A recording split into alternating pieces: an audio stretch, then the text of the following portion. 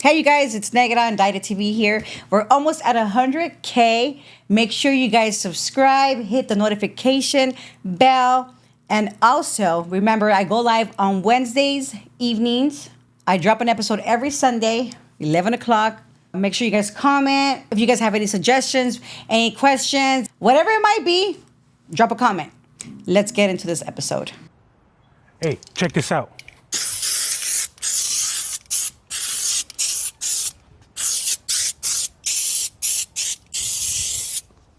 If you want to get into Navy Fed and get $20,000 in 95 days, comment the word credit. All right, come here. I already bombed this right here. Fix your credit. If you're Latino, you need to wake up. Fix your credit.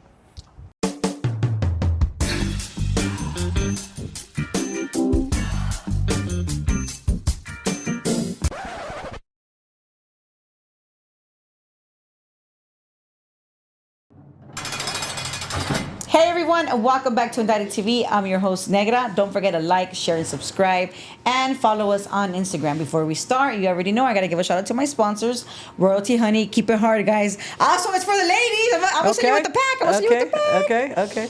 For the best jewelry, for his glory, and for some barrio grown fire, Lupe Sanchez and Lincoln Heights. And so for some dope streetwear, the Subful Company.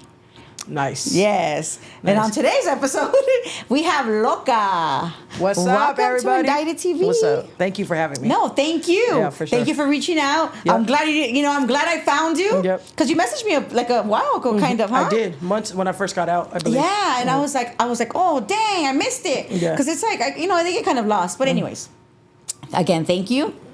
Tell us where you're from. I don't mean the gang. Okay. where you grew up, your mom, dad, brothers, and sisters. How was it for you growing up? Okay, so I grew up in Riverside County, specifically in Paris area. I grew up to parents. My mother was a heroin addict. Okay. She was from Corona. My dad was also a heroin addict. He's from Orange County, Stanton. And so the environment was very toxic, dysfunctional. My parents were in and out of prison. My entire adolescent years. So my mom mostly was, both of them were not present, but the person that was always around when she was not was my mother. And so with that lifestyle came like heroin. They were heroin addicts. There was a lot of sexual abuse that me and my siblings, even the boys, endured. And so at the age, a lot of violence, beatings. We were taught very young, what happens in the home stays in the home. We had to live by that code. And so then after that, like at 11 years old, I think I was about 11 years old, like I would tell my mom, hey, this is happening to me, this person is doing this to me or stuff like that. And my mom would just be like, beat me and call me a liar and would say, again, what happens in the home stays in the home. So at 11 years old, well, before that, at 10, I would see my mom, like when she was out of prison, like once in the morning and once at night, and she would give me heroin and cocaine to sell for her. And so I was like her little hustler, and so and I better make sure I had her money. Take 8 on a dime, 18 on a 20. So but at the age of 11 years old, I just kind of shut down, and I was am like, so sorry. Yeah, and I was like, I started to numb myself. I started experiencing like angel dust at 7. Wow, that's intense. Yeah, and that is intense, bro. Yeah, and at then 7, at angel 7 years dust. old. And that was the environment that was normal. It was very accessible to us. And so at 10, I started experiencing with meth.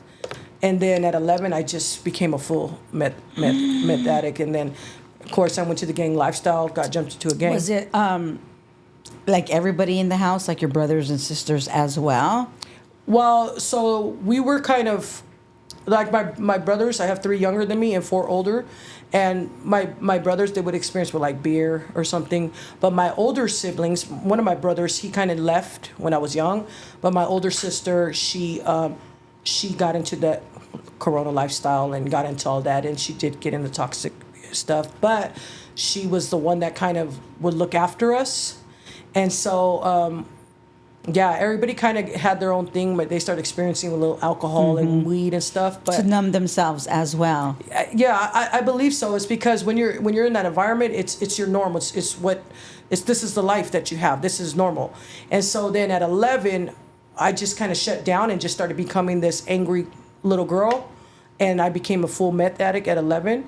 How was that for you though? Like you going to school, you're still in elementary. I never went to elementary. So you didn't go to school at all. I grew up in poverty, grew up in the streets, had no water, no electricity. You know, we had like roaches and stuff in the house. Weren't forced to go to school or even told to go to school. When my sister did get us, she kind of, for me, I remember going to like middle school.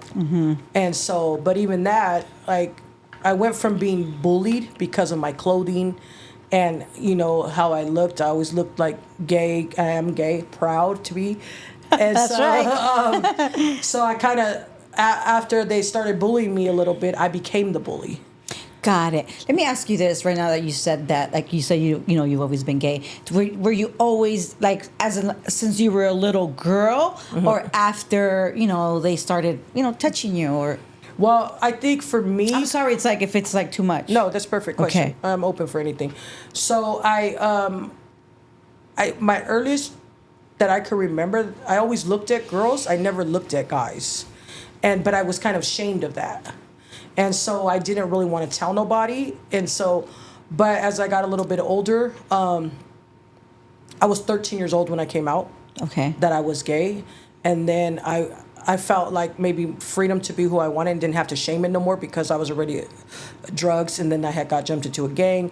And so I kind of felt like I had a little bit of acceptance and belonging. Because by then you just don't even care anymore. You're like, once you're already on the drugs, it's like nothing even matters. Like, who's just going to accept it if they like it or not kind of of mentality. Yeah, and my friends kind of gravitated and kind of like accepted me what I wasn't getting at home.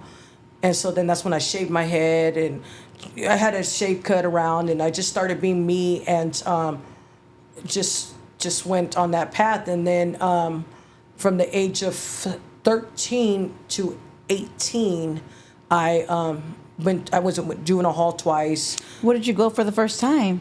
I think it was a violation. So what happened was they put me ward of the court.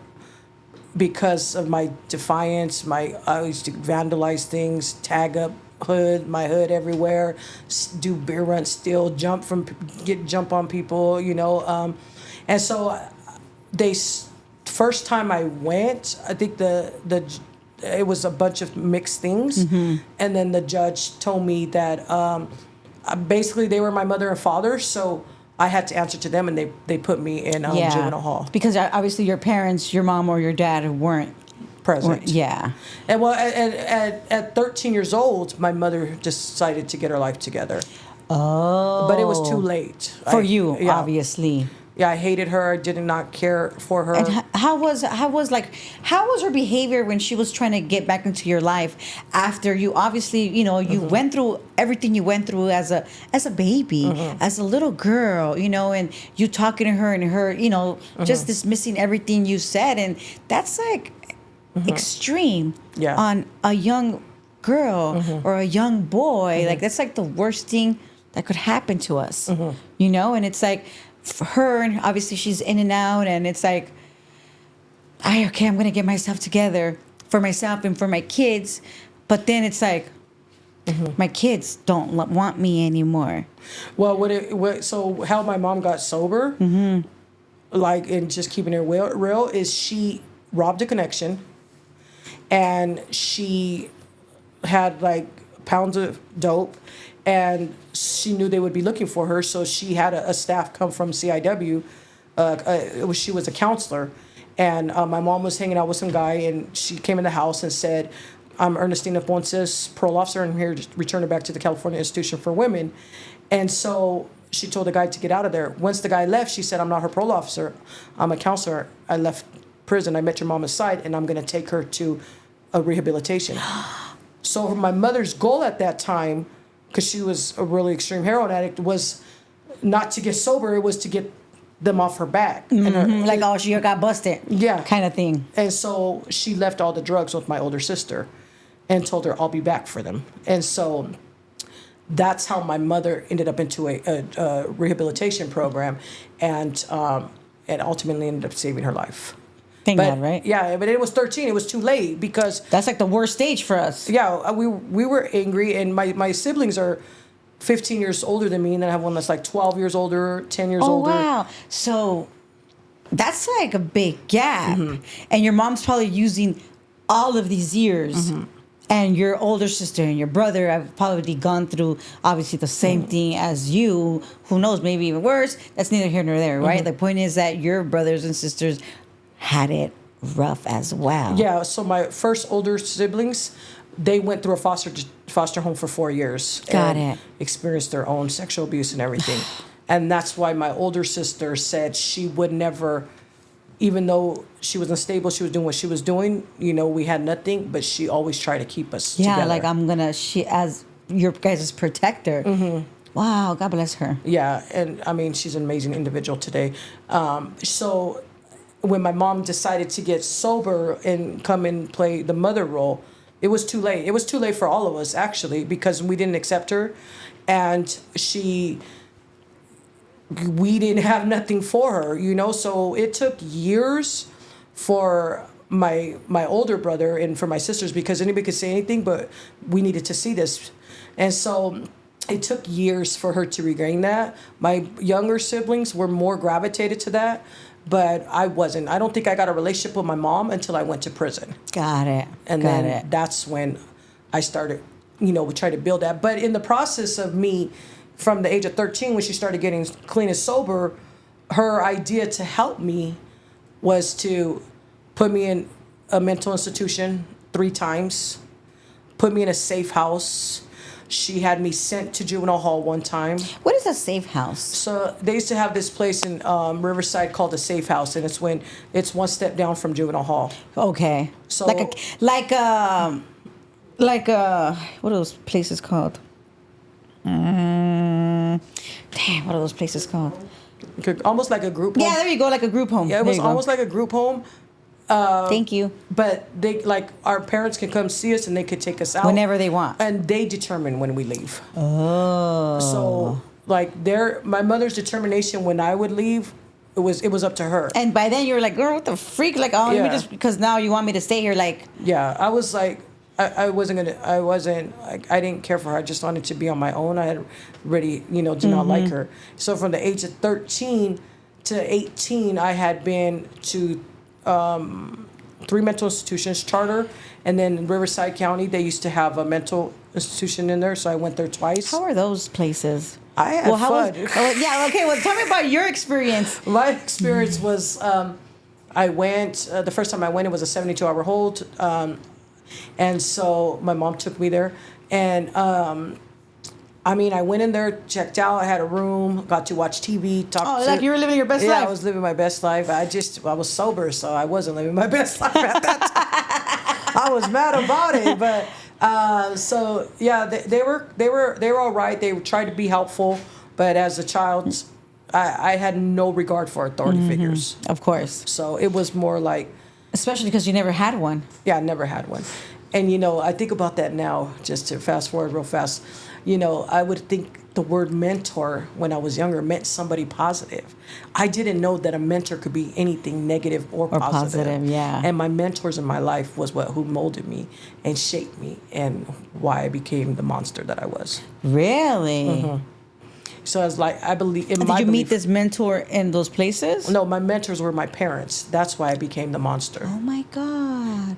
You know what? You're so right. Mm-hmm. And it's so, like, it's crazy how you express it, like how you say it, how you put it, because it's true, and it's like, it's really true what they say. Once you accept reality and the things that we've gone through, once we accept it and we're like, what, that's what it is and that's what it was and that's why I became how I was, you let go and you start growing. Yeah, and I had to work on that, and I'll talk about that a little bit later. But at the age that I was in, and all children, I'll say that. Yes. You know, and my famous line to parents are, the most important job you will ever have, but it's also the hardest one, is how you raise your children. Yes. Because children, they're like sponges. Yeah. They soak it up. They absorb it. Yes. They mimic your behavior because you are the authority figures. You're the mentors in their Yes. life. And so our brains at that age are very young. Yeah, and you saw everything. And that's what your kids become. Exactly Yeah. who you are. Yeah. We just lash out in different ways. Of course, and it's kind of like a perfect example of what you just like how you said it. It's like, you know, I'm not bashing anybody, and I'm not trying to talk poop about anybody. And I look at the camera because I really do want to talk to the people that dress up their kids. Yeah. Like the whole cholo look. You know, you want to dress up your kid, whatever. But you're putting it in their head that it's okay to follow that lifestyle. Who knows, when those 5-year-olds, by the time they're 15, time is going to change again. And the Absolutely. cholos are going to probably look like that again. Yep. And then what? Yep. Exactly, like you made your kid a monster. Yeah. And the best gift, I don't have Respectfully, kids. you guys, I'm just saying, you know, Yeah. take it how you want to take it. Yeah. But the best gift that you can be a good role model, but to also allow them to have choices. Yes. And not force choices upon them. That part as well, because and then you'll make them like, you know, when you force somebody, like, you know, when you force, like, no, don't do that, they want to do it even more. So, but in your case, you didn't even have choices. I had no choice. You just did whatever the heck you wanted, and you had to do what mom did. And if you didn't bring whatever you had to bring, then they would be on your butt. Yeah, it would be if I did not have my mother's money, you know, I would be beaten. How did you get rid of it? I mean, we lived in the hood. Okay, and okay. everybody knew. Knew. Yeah, my mom was both of my parents they sold a lot of heroin. And that's what they were known for, and so everybody knew, and so they would knock on our door, and I had to be the one to give it to them. Okay, you were at home doing it. It's not like you were. I mean, I'm sure you probably go into the streets as well. Yeah, but we lived, so we didn't. I don't recall ever living. In one place. Yeah, one place. Okay. For maybe 2 months at a time, 3 months. Oh my goodness, yeah. And then we would bounce around, and so like I wasn't really. When my mother was in prison, we were with my sister, wherever she was staying at. And then when my mother was not out of prison, she would come. These are my kids, and then we would be forced to go with her, and she would be gone. We'd have to live in that environment, and just, I think at that time she just wanted somebody to sell her shit while she went and lived her life. But you know, I will say this about that because, or maybe I'll say that later. But after learning everything I've learned now, and the path that I took, I became her. I became her in every way, out of all her children. Even to this day, in the work and stuff that I do, I became exactly who my mother is. And so, after realizing and understanding the hand that was dealt to me, and then I had to take myself out, because when we're in that feeling, we're in that emotion, and I was acting for many years in an emotion of anger because I wasn't taught other emotions, and so I had all this anger and all this and this and that, and I was very ignorant. And so once I stepped out of that and removed myself and kind of took a look at everything without putting the emotion in and just watched the tape play, and then I had to have a conversation with her about her life and her childhood and how she was. And you did that now, or were you in prison? When I was in prison, my mother has passed away. Okay, And sorry. so once I understood her, and then I said, then I could have let it go. And then there was forgiveness and with all that. But I had to step away from the emotion. But I also had to tell her she hurt me. And I had to have those hard conversations with her. And she owned it. And she was accountable for it. And so by the age of 18, when I got arrested, and I was charged with mayhem, torture, false imprisonment, committing a crime to promote gang violence. And at my sentencing hearing, Oh, and That's what you went to prison for. This is what I went at to prison. 18. At 18. And tell me what, like, how did you get charged for all of that? Like, what were you doing? Mm-hmm. Like, tell me about the whole process. Like, did you get caught in the act? Like, what happened? I'll say this first. With respect to the people that I have hurt in my life, I don't take lightly sharing the story, nor do I glorify it, nor there is not a day that goes by that I am not sorry for what I've done. And I will live with that for the duration of my life, and it was wrong, and it should have never happened. At that age, when I was doing that, I felt that was a normal way. So what ended up happening was how I got caught. Is that the question? Mm-hmm. So how I got caught was I had, released the victim, and so you really did have somebody. You like had him tied up or like held him hostage. Okay.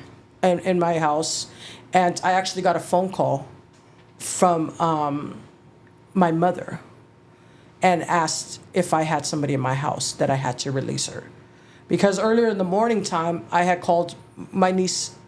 She's a registered boxer, and so she could fight really good. And I called one of my other niece and my nephew, hey, come, handle this. And so and you're all methed out, obviously. I was methed out, like super spun out, probably spun out, and so they came, but they didn't harm her. They ended up leaving, and so I guess they must have told my mom what was happening. Mm-hmm. And so then I got a call around 3:00 from my mother, 3:30 maybe, and said, if you have somebody at your house, you need to release them. So I did that. I released her, and then she went to the police, and then they kicked in my door the following morning. Wow. And in my mind, I wasn't thinking like, oh, they're gonna come arrest me, because I was 18. I felt like this is some normal shit out here, So I wasn't thinking. My mom even says like, damn, why didn't you have pumps and a skirt on? That wasn't me. She said, bitch, I would have been gone. She said, you're sitting around waiting to be arrested. But you're not even thinking. I wasn't thinking. You weren't thinking, thinking. You're all messed out. When you're and you were probably at that stage where it's like, it's a stage where you just like see things and you swear to God that they're doing it, but nothing is even happening. Mm-hmm. But in your head, you're talking to yourself, you're seeing it happen, and nothing is even happening. Yeah, and at that time, if I can say, because I've done a lot of internal work on myself, and I've gone back to that day. Why did I lose so much control? And, telling you my childhood and everything, Of course. What happens in the home, you don't have a voice, you don't have this. And for the first time, I was like, I had that control. And I spiraled. And so the cops kick in my door, and they arrest me. It was me and a co-defendant. They arrested me and her at the house. And another one of my co-defendants was coming and seen the cops, and she has heels on, and she runs. Oh, she really had she was running, and they tackled her like a block down the street. And then one of my other co-defendants, he turned himself in, and then so it was a few of you guys. There was 5 of us. Okay. And so they arrested us, and they took me into custody. And when they took me into custody, they tried to come question me, and I really didn't have anything to say. And so the next thing I know, I was being transported. They took me to Southwest, and then they transported me to Riverside County Jail. And all I remember them saying, your charges are mayhem, torture, and all these charges. If I may ask, because it just popped in my head, right? Right. And I was like, damn, should I not? But I'm going to ask. Yeah. If it's all right, if it's not like, okay, I'm going to ask anyways. Yeah. What was the purpose of having this person? Was it a girl or a guy? Girl. What was the reason? She was a friend. So she was dating my co-defendant, and I had kicked him out of my house because I had left to Arizona with a bunch of my partners, just going out there hanging out, doing nothing, getting tattooed, drunk, and all that stupid shit. And when I came back, I seen that my blinds in my apartment, because it was my own apartment, were all messed up, and he had kind of thrashed my house, so I had to throw his ass out. Well, he came knocking on my door the next morning, and he's like, I just got stabbed, so I took him back in. And then when he seen, I won't say the name. Oh, girl. Yeah, when he seen that and started going through her stuff, he realized that she was like, back in the days would write stuff. We were all kids, and so he seen that she was talking to some other guy, and then I noticed in her bag there was like some CDs. So I'm like, oh, she's stealing from me. She's doing this and that. Like, oh no, and that gave me the reason. Got it. So it was like about respect. Of course. Yeah. But to the extreme. Yeah, I went way. Yeah. Obviously, when you're like that, I mean, like you said, you feel bad. Yeah, always will. Always, and there's nothing you could do about it. You did your time, and you get picked up, and they transfer you. You're in Riverside County, Southwest, and then they took me to Southwest for whatever reason, fingerprints or something. Southwest is like a girls. It was a males, but that's where they transported me to. Okay. And then they took me there for a couple of hours, and they had another team come get me and transport me to Riverside. Okay. And then they did the whole checkup, and I really didn't understand it when he was telling me my charges, and I kept saying, well, what's that? What's that? What does that mean? And so I didn't really think twice about it. I thought maybe I was going to be in and out, but that's not what happened. They initially started charging me with, so I stayed in county a year, and Tell me about you walking into the county. You're Okay. obviously a boy, always. I walked into county like at 4 a.m. Okay. So I walked into county at like 4 a.m, and I was placed into a solitary confinement. Okay. And I slept. But yeah, 'cause you were- I was up For days. for days. I was up 18 days when I committed my crime. Oh yeah, you were not okay. Yeah, I was up 18 days. And so I don't remember a lot from that. I just remember them taking me to court and telling me my charges, and I went back to sleep. Like super blur. Yeah, it was like, I probably came out of that maybe about 3 weeks in. Okay. And then I started realizing what was happening and what was going on. How did you feel when you woke up from that 3 weeks after? I felt, well, I had been in juvenile hall and other systems Yeah, before. but this is like big. I didn't realize that. I didn't realize how big this was, because although I was 18, mentally, You were grown. no, I was very immature, very impulsive, very reckless. I was a kid, And I said grown because you were forced to grow up fast. but mentally, I was still Got that little it. person. Got it. Like I had hustle, I could, be those things because I had to be. But mentally, I was very immature and very impulsive. And when I was in county jail, I was just, everybody was like, who was that? Who was that? I'd come out of my cell. And of course, everybody was, all the girls, I had girls. And she smiles. Yes, Loca. I had girls sending me food, Kai, but they did ask for my paperwork, which is foreign for the women. And Which is a good thing. Yeah, a couple of the OGs. Well, I was on the news. I came out on the news. I came out on the newspaper. My family was living in Louisiana, and they seen me on the news. So, Oh, wow. yeah, they called it, I don't remember what they called it. But Do you have a water, right? Yeah, I have water. Okay, there's another one back here just in case. Yeah. But I was on the news, so everybody was intrigued by me. And, of course, I had the jumpsuit all buttoned up here with the hairnet. Oh, hell no. What the hell? What year was this, bro? What year was this? 2000. Like, very beginning. Damn, you had a hairnet? I was in the thick of things. But I'm like, bro, what? I was gonna set trip right now, big time. I was gonna set trip, you guys, and I caught myself. I'm gonna say it anyways, right? I was like, oh, Riverside ass. yeah, we're from Riverside, right? Because you always feel like it's kind of like, LA people, right? Always think, oh, Riverside go home. no, that's what I'm saying. Like, but before for me, right before, I never used to come on this side. Yeah. At all. I feel like Yeah. it was like so far. Yeah, that's Like- how we felt about LA. Yeah, that's why I said that. No, because I never left my neighborhood, Yeah, right? yeah. So it's like, obviously you said 2000. 2000, I was freaking doing bad too. Yeah. Like why? Like just on a major one. We were in the Dickies, the Yeah, Ben Davises, see, the and I Charlie didn't. Browns. I didn't wear that at the Cortezes. all. I never wore that. Yeah. You know, so I was like, damn, I'm fucking over here, such a bit in my fucking head. Like Yeah, that I see people. I see the people out here now wear skinny jeans.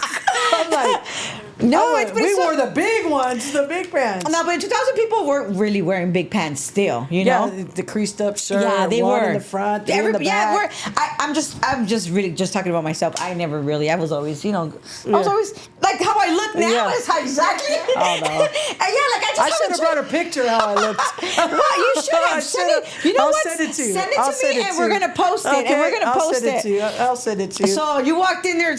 I was feeling like a man when I walked through. I was, I was very reserved, very like, what's up? And so when they asked me for my paperwork, I sent it through the door, and I kind of had it made in county because my mother. Really? They were all the big homegirls that knew my mother. That's dope. So Like that's dope when you were Yeah. because you were there. But I'm like in reality, like as like a person in life now is like, well, it's not cool, but it is cool because Yeah. hey, it helped you while you were there, yeah, I was very and that's well. what we're talking about. You know. I was very well taken care of. Good. I didn't need or want for anything. They had the day room where all the prison transports would come.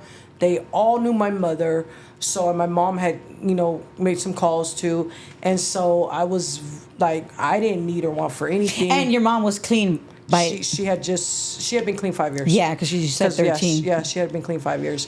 So I had it made like had any woman I wanted, any canteen. You know she had to say that, huh? So- She had to say Shit, I could have had my mama's friends, but I chose not to. They were a little bit too old for me. Actually, I'm lying. I did have one of my mom's friends.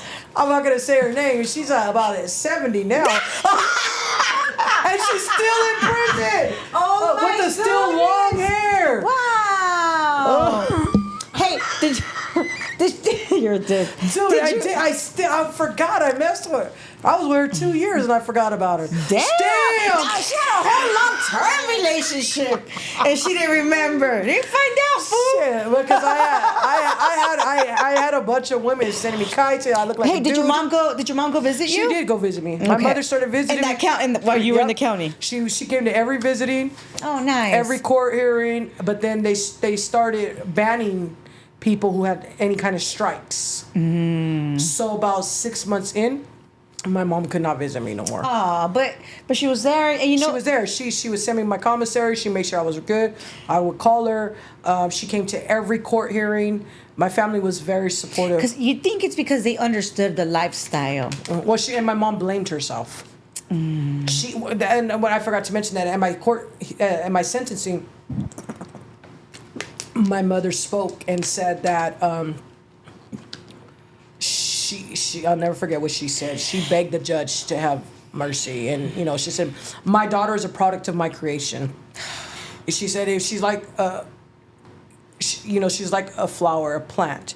If you water them, if you nurture them, you take care of them, they're gonna grow, and they're gonna grow beautifully. But if you neglect them, if you don't talk to them, you don't spend no time with them, you don't nurture them, maybe you barely water them, they might grow, but they're gonna grow wild." And she said, and that's what happened to my daughter. I failed her. I chose a life of heroin in prison. Oh, my And she goodness. begged the judge she was crying and said, "Sentence me, please." Oh, And my she God. just tore the whole courtroom up crying because she said, "I'm responsible. I failed.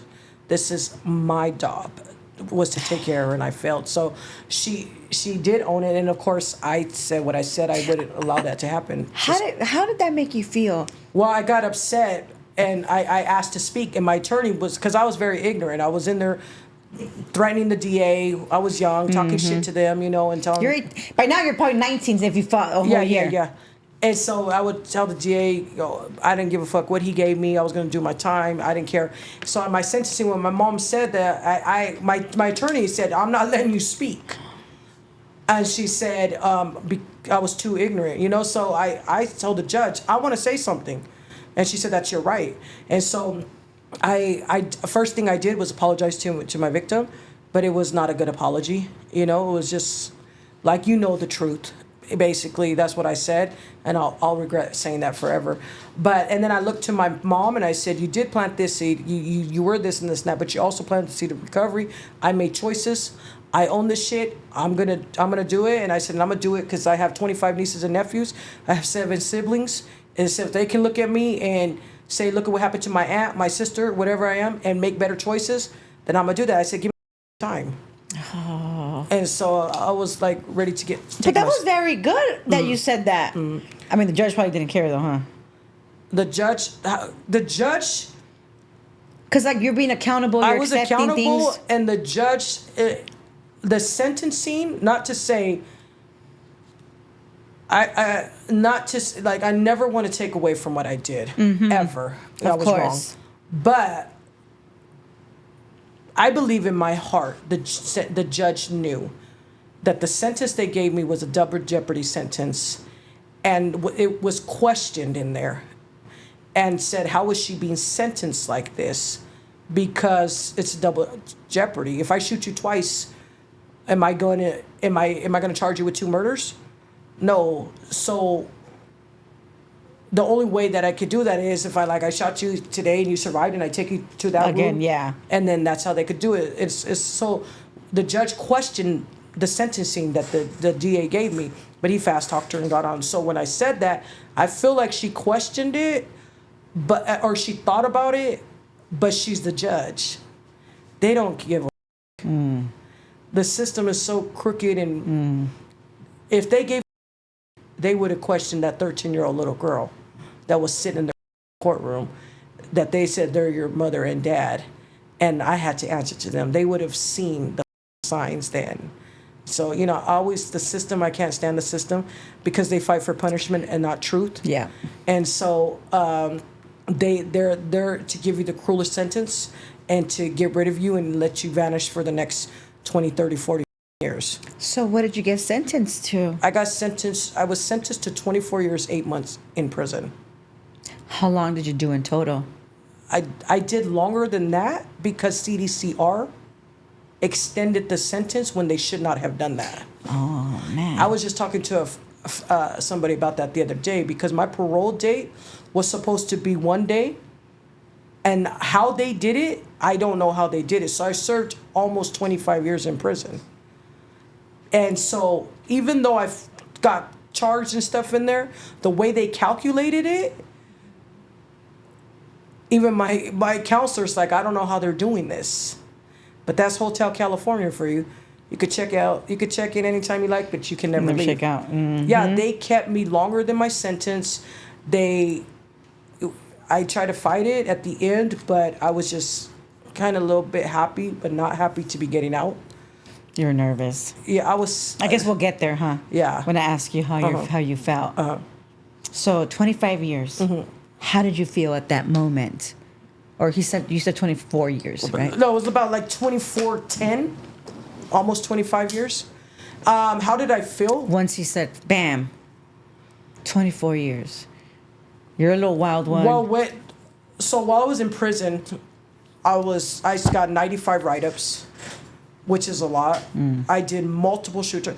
I spoke on this the other day at the solitary confinement, and I said I did like eight years in solitary confinement. But I don't know if it could have been a little bit more because I was always in the hole for anything. But when I first went to prison, that I always tell people that walk you take, right? You take this walk, they process you, they put the women in muumuus, and you take the walk, and I was hit up from everybody. Who are you? You know, what's your name? But then I had family members. I have family members inside that were from Orange County who were told that I was coming. So they were I was from Riverside, but all the Orange County girls were looking for me. So when I went in, we take that walk. Everybody's asking, who are you? What's your name? Blah, blah, blah, you know? So when you're walking, it's like people are on the sidelines? Yeah, they're on the yard. Okay. So they have a yard. And so you're walking into the reception center, and they're all in orange, and we're in a blue muumuu. And so, like a dress, almost. And so it's like a little bit distance to get into, I think it's 503 when at that time. Yeah, it was 503 where we're walking. So everybody, it was yard time at that time. So everybody's out there, what's your name? What's your name? And everybody's like, who's Loca? Who's Loca? Who's Loca? And so I remember one person said, my name is Psycho. She's passed away now. She said she was with a bunch of Orange County girls and was like, we're Yvonne's people. My cousin has since passed. So don't worry, we got you. So when I went in, they walk us all in a line formation, and then they take us in. And because of my custody level, because of the amount of time I went in with, I had to be held by myself in a cell. And so it's like, I don't know if you've ever seen the cells or seen them, but in 503, they're metal doors, they slide, and it is a solitary confinement cell, if you think about it. Because that's where they housed them at. Mm-hmm. And so you go in there, and it has the 2 metal bunks, the little metal toilet, the metal shelves, and a metal table. And that door shut. And I was like, I'll never forget that moment, because that was the moment that was like, how am I going to survive this shit? But I had to. You told yourself that. I said that, and at that moment, my face came on. And I was like, I had to do what I had to do. And so... That was the moment I went in there, and so, but I had a girlfriend. I had 2 girlfriends too waiting for already? me. Oh, because you met him in the county, sweetie. Because you already with them in the county. My co-defendant. Oh, so my co-defendant. She's my love. She has passed away as well. Wow. She got out 3 years ago, in 2018. Well, it's been longer than 3 years. Damn. She passed away. It'll be 3 years this January. Wow. Yeah, so she was there. And then, you've had a lot of women that's passed, huh? Yeah, nieces, grandma, women, mother, aunts. Yeah, I've lost a lot. When you go in there, time doesn't stand still. No, it doesn't. It's fast out here. And I realized that shit since I've been out. I'm go, go, go, go, go. Yeah. Inside, we're like on a schedule. We know what we're doing. We get a ducky. This is happening. It's very consistent with that. Yeah, we need that. We need that. Mm-hmm. I still feel like I need consistency in my life. Mm-hmm. And I've always said this, like, I feel when you get out of prison or even just to stay out, we need a program still. Mm-hmm. Like, we get up, we do the same thing. Like, I don't know you, but I need to feel like I'm still programming, even though I've been out for a long time. And that's probably how you keep yourself out. Well, for me, I would be there's a difference between having my own program. Your own program. Than a program that is set for you, what job you can have. Mm-hmm. And so, not only, I'll say more about that, but because of my custody level, once I hit main line, I was closed A, which is, closed A is for people who have more than 15 years. Okay. And so you're a threat, as like a risk for escape, and you have a high level of points, and you have to stay closed A for like 1 to 5 years, depending on your behavior. Closed A means what? So closed A means you can't go behind work exchange. You can only have 2 jobs, which was a porter job, and a porter job is you just go clean the day room, and you sit down for the next fucking 7 hours or the rest of the day. Yard crew is, we would go out there, check in about 6:37 in the morning. We'd have to mow the lawns and sit on the bucket the rest of the day. So we weren't allowed to go behind work exchange, where they had like the education. Okay. They had some vocations. Even they have the infirmary, with it's called 805, and then the infirmary because of the first person I went to. But you can go back there, go to a doctor's. You can do that. If we went back there, we had to be escorted by officers. Because you're a high risk. High risk. And then at the time when I went in, closed A's and closed B's had to start living down A Hall and B Hall. Once A Hall was filled, then they would open up B Hall, and each building has 4 hallways. And for the women, it's 8 to a cell. Oh, how was that for you? I mean, I had fun. Oh my God, I knew you were gonna say that. All you can eat, baby. Oh, Fucking buffet. No, the thing about that, Respectfully, guys. Respectfully disrespectful. The thing about that, the thing about that was, the thing about the close custody though that I'm gonna say now, we were all young. These are 17-year-olds, 18-year-olds, 19-year-olds, 20-year-olds, 21-year-olds. No more than no. Well, if no. you were like 40 and you came in with that, you were being housed with all these youngsters. Oh, okay. I see And what you're we saying. weren't allowed. We had to go to chow first. We had to be in our room by 6 o'clock. We couldn't come out to night program. We could closed custody count was at 11.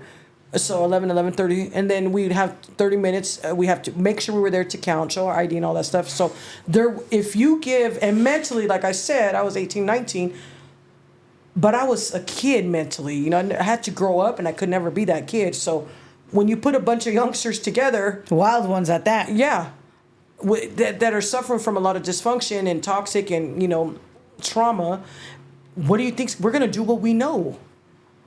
So there was not an opportunity for us, and not to say that we should have been given an opportunity, because anybody should be given an opportunity for rehabilitation and education. Of course. But even more so the youngsters. And so they didn't have anything for us. Oh. So all we did was do what we knew, party, have fun, and as you want that connection from another human being. So that's what we did, and we at that time thought we were living our best life. And so and I stayed close custody. I want to say close A so every time you get a write-up, extend your level. So eventually what they did was let the close A go, and they would put you close B. So I probably stayed close custody for about 8 years. Wow. And close B is a step up from close A. Close B, you can go to a vocation, you can work in a kitchen, you can take some education. You don't have to be escorted, but you still have to be back in at 8 o'clock for the count.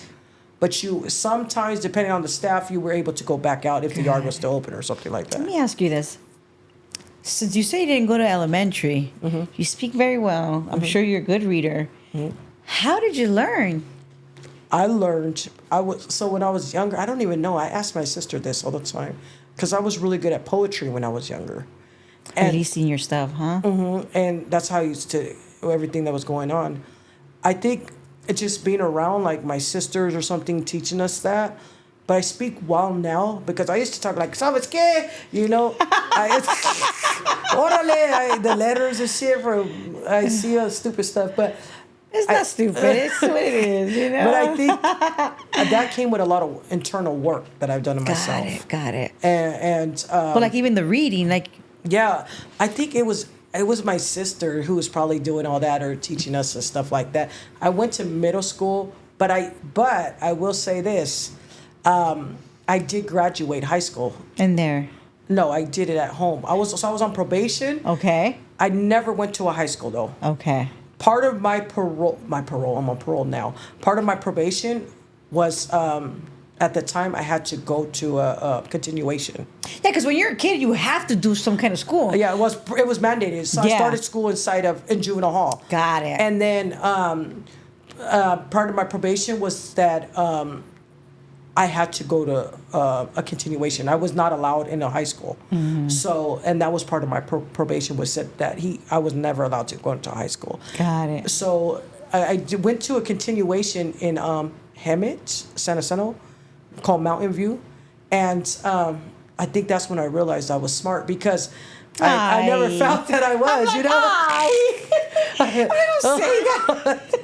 Because my older sister used to come, and my mom was clean at this time, and I was staying in and out with her. And so my sister would say, you're just like your father.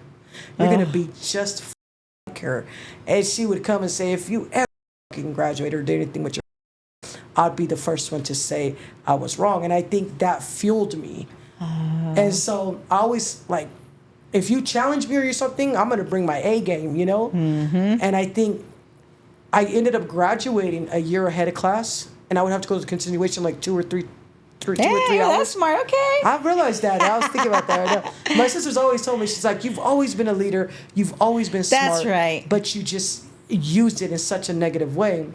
But so I ended up going to the continuation when I was young, and I graduated in 1998, a year ahead of my class, and I went from a 0.17 or 0.7, something like that, grade point average, which was less than a 1, to I graduated with a 3.1. Dang. And so and it took me 6 months to do it because I was high, I was out there, my friends were there, and the last thing I had was the PE, and I would do it all day just to prove the point. Hey, but it worked. It worked. And you didn't even have to do the high school. You didn't have to get your GED in there. No, I got a high school diploma from a continuation from Mountain View. Good. And it says high school. The diploma says that. That's good. Yeah, so then I went to prison, I did all that crap and did all that. Let me ask you. So you're in prison. Obviously, everybody in the A, and the A part, or how do you say it? Close A. Close A is they're all. You said it's 17 through 21. Well, it could be any age. Any age, but mainly it was like younger. We were all youngsters, younger, yeah. and you guys all had like a lot of time. Yes, some of them are still in there. Wow. From like 16, 17 years old. They were able to have teenagers. Well, Or they were had the first teenager, and for the life of me, I always thought it was guy. They didn't know what to do with her. She was 16, I think, when she got sentenced, so they didn't know what to do with her, and they placed her on death row, and she has now committed suicide. Oh my goodness. And she served 19 years, and like I think it was like a week to 2 weeks before her board hearing, her initial, she committed suicide. Oh. You were there. She was in CIW, I was in CCWF. But it affected all of us. Of course, of course. Especially when there's like so many, you know them, and everybody's, you're doing so many years with each other. That's your family. Yeah. Even now, I could connect more with my friends. Your prison sisters. Yeah. I call them my family. Yeah, your prison family. Than with my own family. And I've had to explain that to my family because I've had one of my sisters tell me, why do you still hang out with those people? I'm It's like, not people. These people know me at my worst. They spend more time with you than they have. They see me putting a needle on my arm. They see me sleeping around. They see me fighting. They see me get jumped. I don't want to talk about it. I got stabbed in the back. All of my shit was behind, because I never nobody else's woman. I felt like there was too many of them, That's one thing I take pride in that shit. I never you if you had a woman or if you were my friend's woman. I had a little bit of morals with that shit. But if you weren't, it was all game. But It was okay. She's down on it. Let me ask you, once you're in there, right? How long after did you start using? Immediately. You never. I was using when I went in. But you already using heroin? No, I started heroin. So how I started heroin inside, and I always asked myself, because that's the one drug I hated. Because of your parents. Because of my parents. And so I said, I hate it. I'll never do heroin. I'll never do heroin. And I had been over the wall. My co-defendant head came over the wall too, and they call them papers. And I was like, let's try it, right? And I was 19. And so me and her went halves on like a $50 paper. And so we're so dumb. We went in the restroom. We're like, look, because you hear the ODs and all that shit. And I was just like, dude, if I fucking clock out, just, let it be. And she said the same thing. We did it and we felt nothing. So I was like, what's the hype? I felt nothing. And that lasted maybe like a month. And then I ended up moving into a room with an OG. And she hands me 5 papers and says, make me $250 and I'll give you 2 grams. Well, I end up using those papers. All of them? Yeah, and then I end up falling in love with it. Because the first shit I got must have been bunk, something. But was there such a thing that the girls did? Oh, yeah, they do coffee, sugar, sell you fucking tea. You're kidding. They're grimy. I've done it. I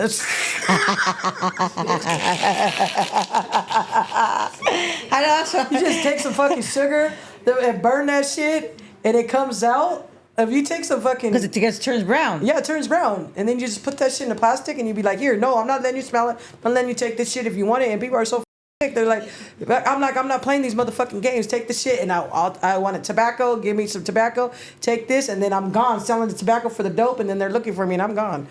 But the needle was you. I mean, it's not like you're going to go somewhere, bro. I got away with it. Grimy. It's grimy in there. When you're in that life... It is grimy. No, I'm sure. It is grimy. So then I ended up just falling in love with heroin. And I became one of the biggest, disgusting, bottom of the barrel. Using piss water, spit, whatever I could to mix with my dope. I mean, I became... But what do you mean, spit and... If we didn't have water around the yard, let's spit in the spoon and mix the dope in it and shoot it up. Shooting up Narayan's, which is like... it's a liquid. Shooting up that shit. Whatever could get that high. Fentanyl, meth, crack. I started using crack as a kid and I loved crack. Crack, cocaine... heroin, fentanyl. Whatever you could get your hands on. Yeah. But you will slam it all? I started slamming a few years in, but I used to snort it. And so, and at that time, I had women, and I had one woman who was a doctor's wife, but she was locked up, and then I had another woman who her husband was very wealthy, and so I was the man because I had all their money. Yeah, they're take care of you. Yeah, so they're spending $1,000 a day on dope for me, and I'm snoring 10 papers, and I can't get high. Really? I was so immune to it that it's like I was just chasing sickness because I'm just barely doing enough now to get me wow. So you're not sick. And so I'm not sick. Got it. But all the dope I was doing, I should have been high, but I was so immune to it. And then that's when everybody was trying to say the needle. And I told my friend, I'll never forget, we were on the main yard and in Chowchilla, and it was two of my friends. And I told her woman, do you have a needle? And she's like, yeah. And she's like, I want the cotton. That's all she gave about. She didn't that I didn't use the needle. And what was she gonna do with the cotton? So the cotton is you take the cotton and you put it in a spoon with the dope, and then you pull the dope up from the syringe with the cotton, and you just leave a little bit. You don't suck all of it from the cotton. You so leave it stays. So you leave it a little bit damp so she can get a little 5 cc's or something. She's like, I just want the cotton, and I said, all right, that's fine. And so, and I didn't know how to hit myself. You learned after? And I don't even think I've ever hit myself. Okay. I just would. One time I pulled a 70-year-old lady around with me on the yard. Her eyes used to roll in the back of her head, but she used to draw blood. And I would have her hit me, take her everywhere. So I could hit somebody else, but not yourself. Never. And I've hit in my groin.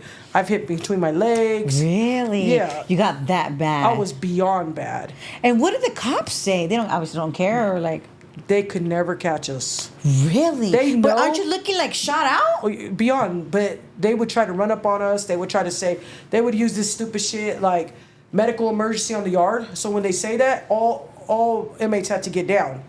And so, but it takes them a minute to run from the ISU building, and we're way up here. So we would tuck, put shit up, put shit in our ass, put shit in our butt crack.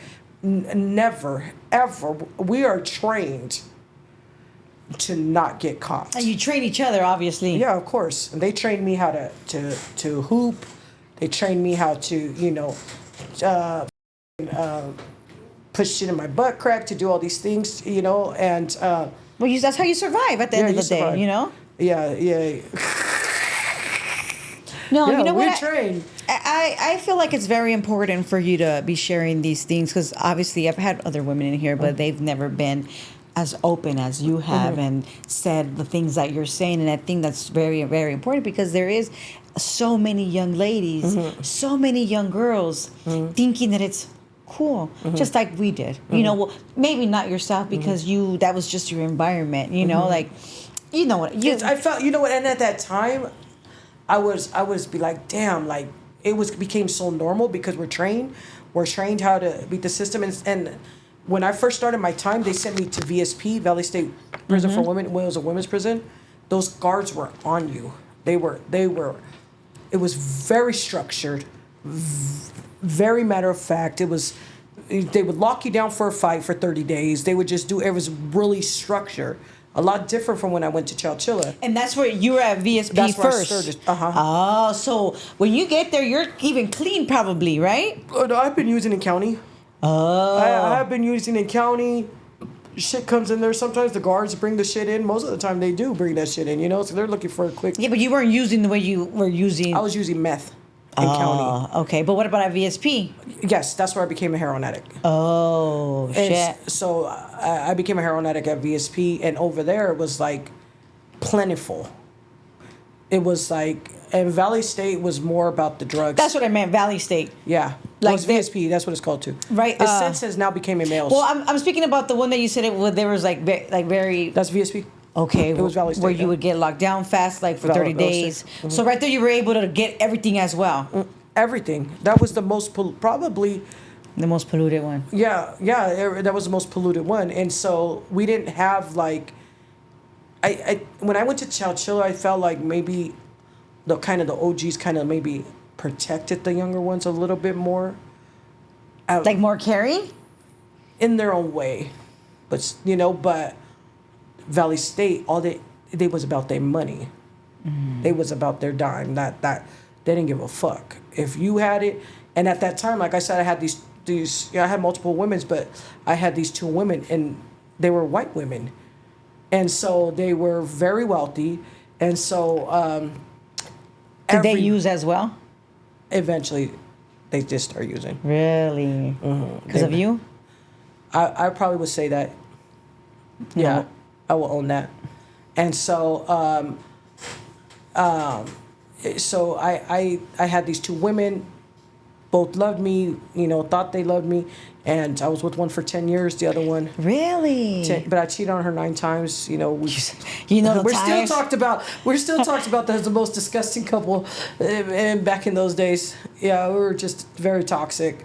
But I had anything I wanted, any drugs, anything, and so that's why when I first did that, I wanted the needle because like I'm not feeling it, and then when I first shot up, I fell back on the restroom, and I was like, ooh, because I got that rush, and I never looked back from it. Wow. It was the needle, and so I got on the needle for many years, and I became very dependent on it. And, I would be really sick sometimes. Maybe we had a little drought, or this person had it, but we had to wait fucking 20 hours to get it. I remember times where I would sit on the yard and feces on myself. Really? And I would refuse to get up because I had to get wow. And so, Dang. And that's extreme. Obviously, I've never had anybody tell me that, but you don't really hear that. Those how dark it is, or how dark you become with yourself, and you're like, damn, I was freaking shitted on, and I didn't care because I was in so much pain. But what did the other people like? What would they? Oh, I had a whole crew around me, and I was They like, would take care of you. No, I was like, hey, I think I just shit on myself. Oh, okay. And my You friend- talked about you were like, yeah, oh, dang. yeah, I was very open about this Okay. shit. It wasn't like, Yeah. just like you're just laying there all nasty. Disgusting. So- Okay. No. I just want to I'm just trying to picture it correctly. I don't want to picture it like, yeah, they must take care of her. No, I was very Everybody's- open with my shit. Okay, And everybody's just shot out. Yeah. And I was like, and I think my chick at the time said, she said, yeah, I think you did. And I said, I'm not getting up. And at that time, we finally had the dope coming. So I'm like, she's like, go wipe yourself. I'm not going up so you could do this whole dope by yourself and leave me sick all day. Oh, that's all you cared about. Yeah, that's all I get. I said, no, give me my half and do what I got to do. And then I got up, went to the it wasn't a porta potty. They had the restrooms right there. I went over there, took my boxers off, wet them, wiped myself, and resumed normal. Because you guys were clean still. You guys were just doing bad. I mean clean, like you guys showered and did all of that. There was some days where I didn't because I was so sick. Shit, you were doing bad then. I was sick. I was really skinny. I used to walk around with a beanie on. I mean, people at one point, no disrespect to anybody who has any kind of viruses, but people were questioning if I had HIV because I was that bad. Really? And so Shit. I was really, really bad. And so I've done a lot of things that I'm not proud of. When I look back now, I would think like, because even when I was with the girl and then I was with this other girl who had all this money, I didn't like her. Yeah, you're just there for the money. Yeah, I was there for the money, but Hey, little gold digger. It was like I was having sex with her and all these things, but I was just like thinking, get the money, get the money, get the Yeah, of course. get the money, get the money, get the money, make this bitch happy, get the money, And I'm like, so I didn't even really care, but yeah, I became really, really, really. I slept into that addiction for like 17 years. Wow, that's like majority of your Yeah, time. majority of my time. That's intense. Mm-hmm. So you didn't even go to school. You didn't take any classes. You didn't work. You didn't do anything. No, I had no desire. My desire was to get high. High. That's like super down though, huh? Yeah, at that I mean, time, down, not down like we're down, bro. I mean, like you're just down. Yeah, that's what I say. You just constantly chasing to get well. I'm like, I'm gonna get high, but every time I was just getting well. Your body becomes so dependent on the shit that you always need to go higher, go higher, go higher. And if you can't, then what happens? You just stay, you get well, or you're able to shower, comb your hair, do what you got to do, and then maybe sleep. And then sometimes you're scared to sleep. I was scared, like, damn, I'm gonna wake up sick. So I OD'd there. How does that? I mean, I didn't know. When I OD'd, I was so tired that night. I was so tired that night. And so my woman at the time, she was in college and stuff, and she wanted me to help her answer some questions or something. And I was like, I'm not feeling it. So we ended up going to sleep at 3. And at this time, they were saying that they were going to keep writing me up if I didn't go to work. So I remember my staff telling me I had to be at work the next day, right? And they were threatening to move me away from her. And so I got up at 6 and I said, I had saved me some dope, right? And it was nothing what I'm used to doing. It was just enough to get me well. So you could go up and go to work. And do what I had to do. And so I got up, I grabbed everything, and all I remember is it was one of the OGs. I told her, hey, can you hit me real fast? She said, yeah. So I remember just saying, I'm so tired. I wish I could just go to sleep and never wake up. And then all I remember is plugging in a stinger. That's what we cook with and stuff, warm for hot water. And then I remember her hitting me, and that's all I remembered. When I woke up, it was, I was on the ground, and I had the medical, and I had one of the lieutenants over me and the medical, and they were screaming, what's your name? How old are you? Who's the president? Who's this shit? And I remember saying, what take? And I said, heroin. I went back out. And if it was not for, and I always say this, and I've told this woman many times, if it was not for a brave individual, because if you say anything, you can't, that's like telling, oh, it's heroin. Because my partner at the time was saying it was a heart attack. So they couldn't Narcan me.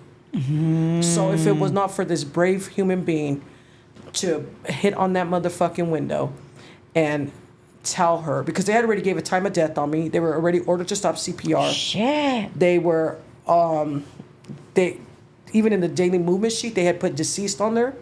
And so they were ordered to stop. And so what ended up happening is that brave human being knocked on that window and told the staff, I think it was a heroin overdose. The officer ran back and said, somebody just told me it might have been a heroin overdose. Because I used to hit here, and I used to hit in my groin, and I've hit here before. But you try to still be low key. Yeah. So they didn't really see the marks, but they did find the syringes. They were in our room looking, and they found the syringes and shit. So when they ran back, that's when they started. And they gave me injections of Narcan. They didn't have like the nose shit they have now. And so after they gave me a few Narcans, that's when I started responding. Okay, let me go back to what you said. So if you overdose in the room, they're not supposed to knock because then it's going to be called like you're snitching? No, so like nobody at that time would tell the staff it was a heroin overdose. They didn't want to get in trouble. They didn't want to be like they're telling on somebody. No, because what if they get in trouble? Well, bitch, this person's about to die. Yeah, you got to save.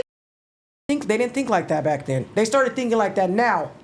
But back then, they did not think like that. And so, and the only way the officers heard me, because they heard the commotion, they just happened to be coming. It was 6 a.m. They happened to be coming to give a write-up to somebody down. I was in room 4. They were giving a write-up to somebody in room 1. And you could hear, they said they heard my roommate screaming and saying, wake up, and beating me and all this shit. And that's when the staff told one of the other porters, go check on Ponce's room. And when they went, she said I was blue. And she went and said, just go down there. And so when they went down there, I was already gone. Wow. And then when I woke up, I didn't even realize they had my woman at the time, and she said she was beating me, she was hitting me. She said she pulled me in the shower, was trying to put water on me, doused me in water. So when I woke up, I was cold, but I didn't realize I had been soaking wet. I was out. And I had a spoon stuck on my face. The spoon from the stuff? Because when I went out, I went out like this on the table. And so the spoon that the dope was in was stuck on my face, and they had to take the spoon off. Shit. So I flatlined it right there. But You were I was tired, and I was bro. transported to the hospital and went through the whole thing and put on the IV. And then after I came out of it, they gave me the charcoal. And then I was gone for like a night and came right back and got right back in it. But I was like sober and I was sick and I about it. But today in my life, like when I see that person, I've seen that girl. She was the only one who spoke up. She's still in her addiction. And I just seen her right before I paroled, and I just told her, like, dude, you were braver than anybody. Aww. And I just thanked her, and I always thank her, and I always help her. And when she would come back and forth, whatever I had it. I was like, nobody was that brave. Not even the fucking woman that I was laying with for years. She was willing to let me die. Rather For than not tell for the her truth. not to get in trouble. Yep. Like if you're gonna get 100 years, like more. Yeah, or get on target, miss whatever she had. So That's crazy. How come you were getting? How come you got so many write-ups? If you never got caught, did you ever get caught with dope or anything? I started getting caught with dope I had every write-up from out of bounds, smallest write-up, to fighting, batteries on staff. So you fought with staff before? Yeah, I fought with staff, to attempted murder, to In there. Can you tell us a little bit about that? Yes, I will. That happened in 2012. And I want to say first, I am part of the LGBTQ plus community. I respect them, but I do not respect sex offenders. Of course. And so they brought a male sex offender into the women's prison. And he was extradited from another state, come here because he had a rape on a woman, and he castrated himself or tried to castrate himself. And so because of that, he became a risk in the male's prison. Mm-hmm. So they brought him to a women's prison. Wow. And when they brought him to a women's prison, he and I realized a lot from that situation, honestly, because when you've been through sexual abuse and we have triggers and shit now. Of course. And so when we first heard that he was coming into our prison, the women were so scared. Of course. And so, and it had nothing to do that he was a male, because he was trying to say, well, I'm a woman. Like, bro, you are not a woman. And he identified as male. And so they brought him in there, and that's how much trauma, right? As soon as they walk him in, they have a whole escort for him bringing him. They brought him into our building, 507. And so when they brought him into our building, he's walking in, looks like a straight up dude, and all we could see is sex offender. And so he walks in, but they have him moo-moo. They clear out a whole room of lifers who had been in a room to accommodate him and put him in a room by himself. And he came out, the girls, I talked to him, but a couple girls asked him, what is your name? And he said his name, and it was a male name. And so that time, me and my friends were all talking like, we're not doing this. Like, scared. Like, that's where that trauma started coming from. And I think I kind of froze and seen him coming into the building. And so we just said, we're going to get him. And that's what we did. And so when he came after, I think it was 8 o'clock yard, me and my friends, we came in the building, and him and his woman that he had, I don't know how they knew each other or something, I think from home. Wait, he had a girlfriend? He had just came in our building, but there was a woman in there that used to be his girlfriend from the streets. So they clicked up, and we clicked up and beat him to death almost. He should have freaking died. He got stabbed up. He got beaten. He had his head split open, and he was DOA when they came and got him. So he was rushed to the hospital. Our thinking was, if it's enough of us, we'll get rid of his ass. They didn't see it like that. They came, they took us, they found us. I was hiding. We had showered and everything, and it was hiding. But they ended up finding me, get us out, and they took us up to the visiting cages because there were so many of us. There was like 6 of us. And so they called the warden in, and so they didn't know what to do. They started going from attempted murder to the attempt to murder to the attempt to kill. We had so many lockup reports that they didn't know what to do. But when they came and read us our Miranda rights and said, you are being placed in a secured housing unit for the attempt to murder, they said his name. We busted out the windows in visiting, and we lost it. And they didn't even read us our rights. That's the crazy. They read only one of my friends his right. He identifies as male now, but they only read him his rights. So we heard him, and they never got to us because we started setting off more fucking alarms in there by breaking the window. And so wow, they ended up taking us to Loca, and they didn't know what to do with us. The only thing that came out of that situation was that they were trying to get us for attempted murder and send us back to court. But we had so many women's rights and activists that were flooding us, trying to pull us out. They were pulling us out for visitings. They were making contacts. They were writing all of us. And a couple of them knew the DA's office and spoke about the women's right, spoke about women's trauma, spoken about having a male sex offender. Yes, like, what the heck? Like, and whatever they did, they did not pick up that charge. Thank God. Because God knows. But they kept us in shoe for years, though. How many years?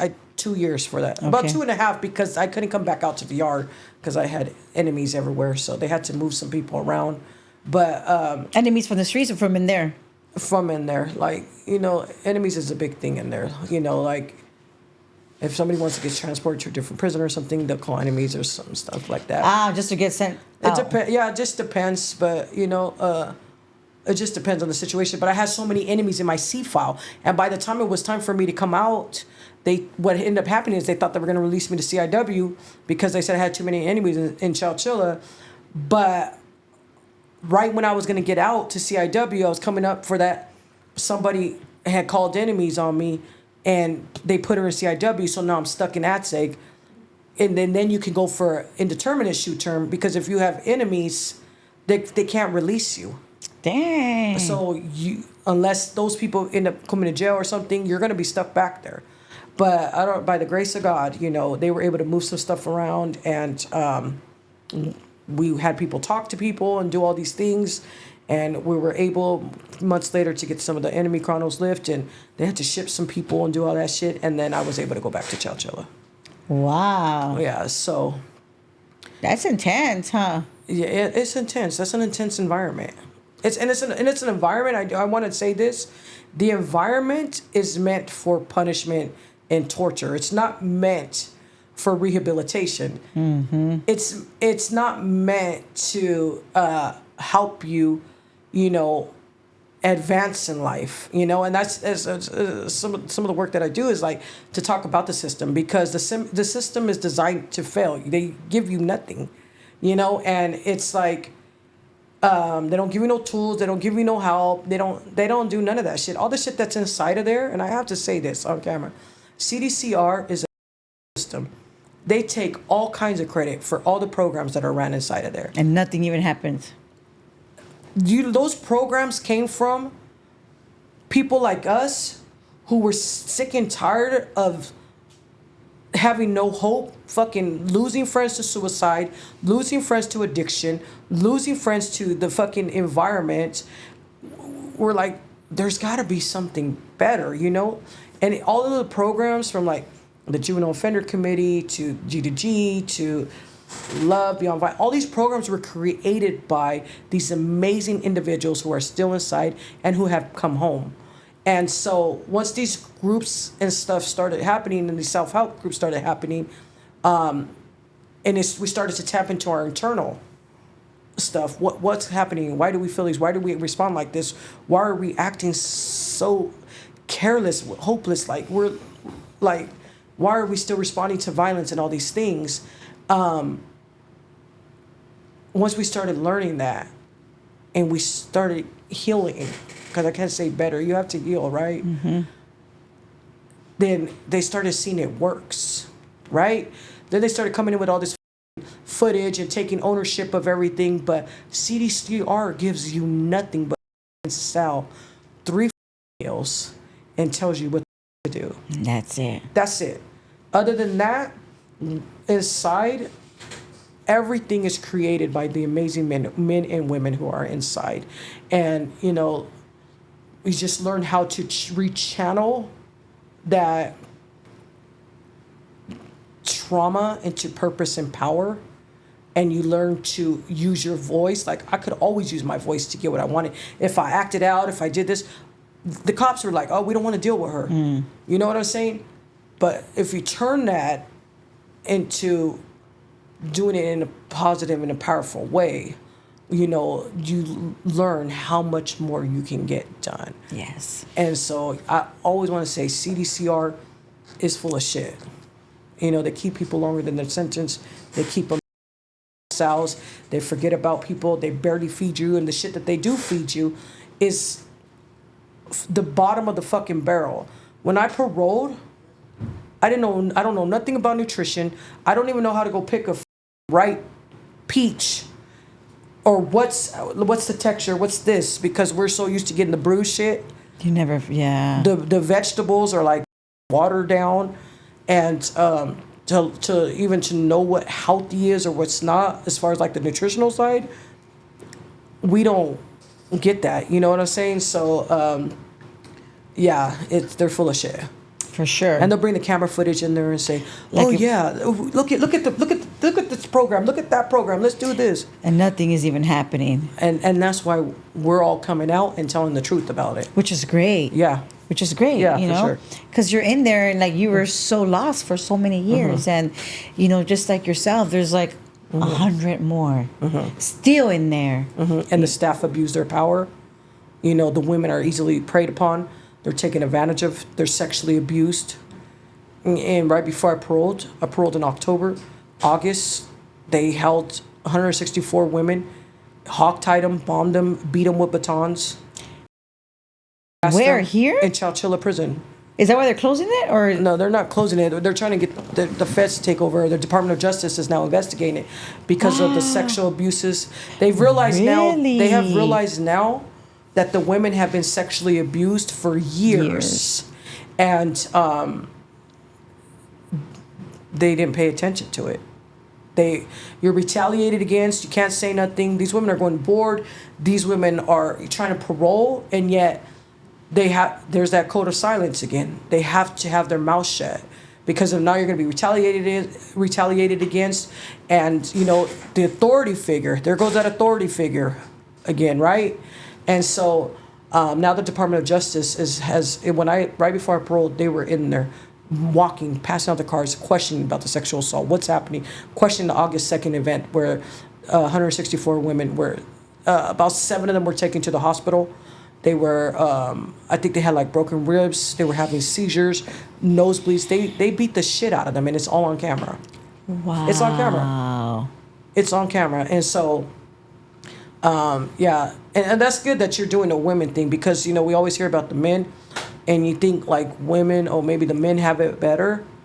Because they're more open. And they kind of, they stick together. But these women, like, I would say 90% of the population of women come from sexual abuse, trauma, and not to say the men don't. They might not just talk about it as open, but it's like a vulnerable population, and to be preyed upon, and to even look at a woman with a lustful thing, or to feel it's like already gross. Yeah, that's the only thing you're good for. And then to be threatened for years and live under that fear. And it's, No, for sure it is. but For sure. now the story is being told. That's right. And it's being uncovered. And all these amazing women are finding their voice. That's always been in them, right? But now they're using it. And we have other women that are coming together to stick with each other, Empower each other. to support them. I've had the opportunity to go to the Capitol to support one of my friends who's a victim of a sexual assault, and you know, there's several of them. My co-defendant is one of them. She had a baby from a staff. What? She had a baby from a staff. Were you with her when this happened? I was in Chowchilla. She was in CIW. And she just paroled, actually, and I can't have no contact with her, but I wish her the best. But Until you're off parole. Until I'm off parole, by the grace of God, in 3 months. So Oh, yes. Very, very soon. Yeah. Wait, so she got pregnant in she there. got pregnant in there. Obviously she- by freaking staff. Oh yeah, 'cause- it was an officer, and she had tried to get away. She tried to do whatever. He attacked a lieutenant for not signing off on the bed move, and they brushed it. That's what CDCR does. They'll brush it. The warden, they're this because they want to make them look like, you know, they're putting the law down on us criminals. That's in their mind, right? And so she ends up. She finally got an attorney who helped her, and she gave birth to her beautiful daughter, and he was finally charged Wow. for it was multiple rapes on her. I'm sure she wasn't even the only one. No, it wasn't. She wasn't the only one, but she's the only one that had the proof, which was that baby. Because they had the DNA. Yep. And how could she get? She didn't have no visits. How many years did she, the same amount of? Same amount of me. She I think she did even a couple months longer than me because.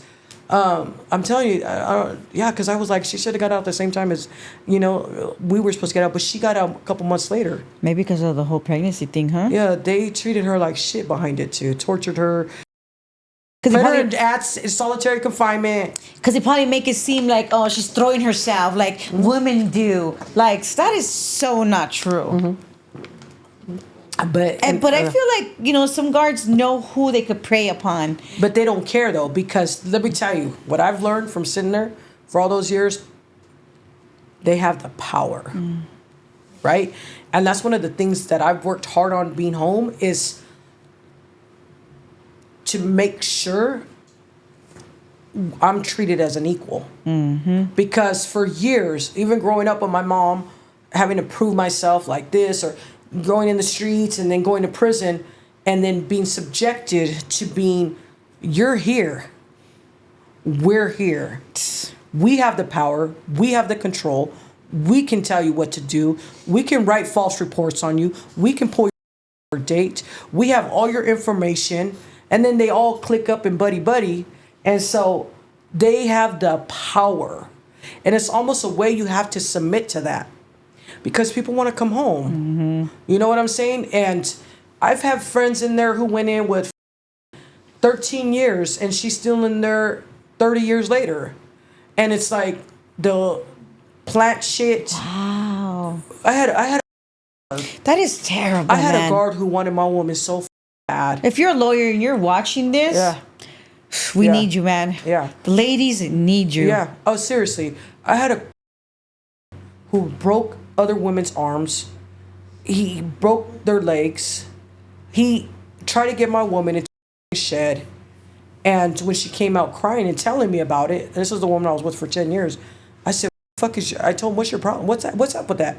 So he knew I knew now. So I don't know what he thought, but he fucked with all my friends. He did everything in his power. And then ultimately he falsified a RVR on me and said, What is an RVR? a 115, which is Okay, a yeah. disciplinary. And he said, he wrote this disciplinary up on me because they have the power, right? And my word means absolutely Of nothing. course. And I had a AW tell me right before I left, you know, Ponce, we were taught that if one of you guys walk up to us, immediately you're lying. That's how they're taught in the academy. And so he wrote this fucking false ass report on me and said that I tried to pimp my woman to him. So there I go again, back to solitary confinement because of a lie that this man did. And he tried to get me shipped. He tried to block all contacts, took my mail, did everything he could. I had to fight that for a long time to be able to get out. And they knew all this shit about him, right? They overlooked it. Because they protect their own. And so we're taught in there, initially, we have no rights. Yeah. But I've learned that we have rights. And so that's my role and other people's role that are here, is to fight for those rights and to let people know that although we are an incarcerated population, we still have the right. Of course. We have rights to human dignity. We have the right to make choices. We have the right to proper medical. We have so many rights, and we were always taught that we did not have rights.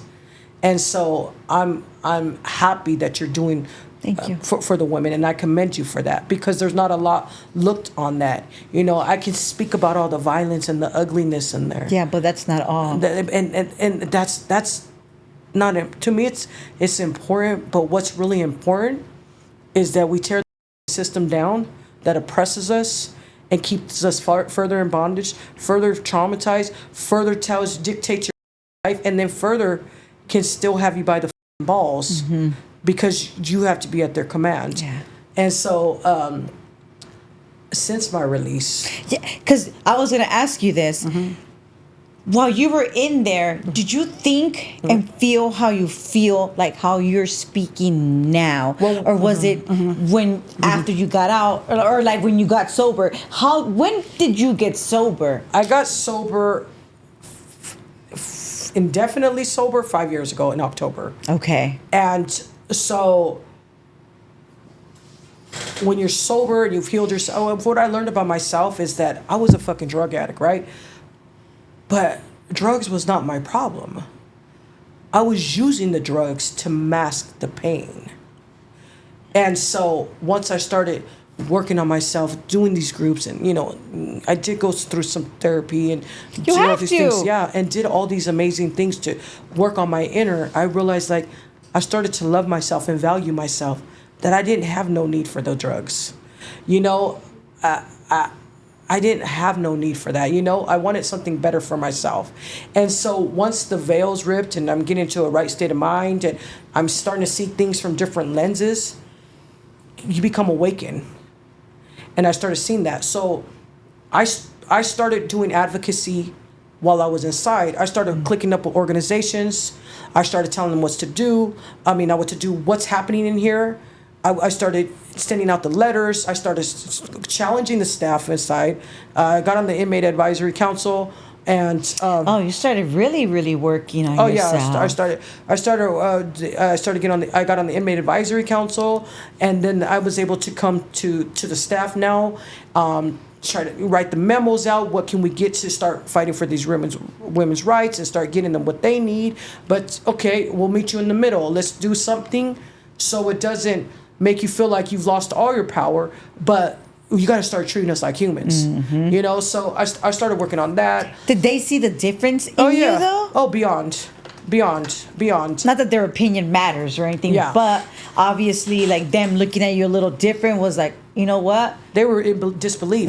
But then the staff started to respect me and knew that I'm not no games.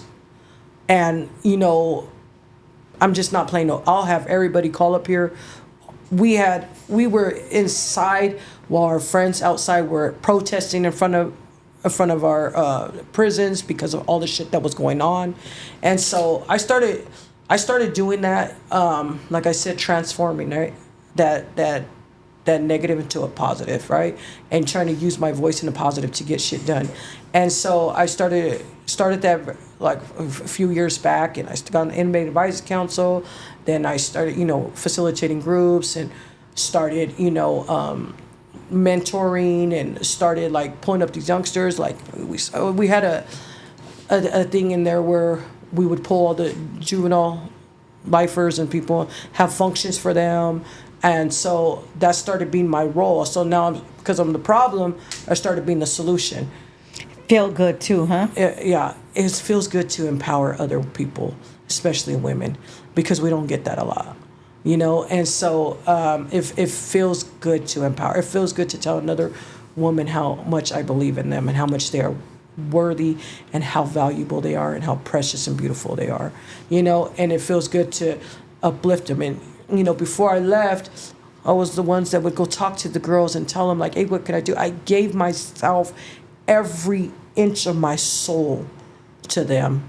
And I mean, to the point to where I had nothing for me, you know, because, and I would always get that bad, like, you know, Loca, like, what the you don't sleep. And it's like, if you only knew what I did and who I took from, how selfish I can be, how can I not be selfless now, you know? And that's my mission. And I started doing that when I was inside. And I actually had a lieutenant came up to me right before I left and said, you know, I was one of her biggest success stories inside.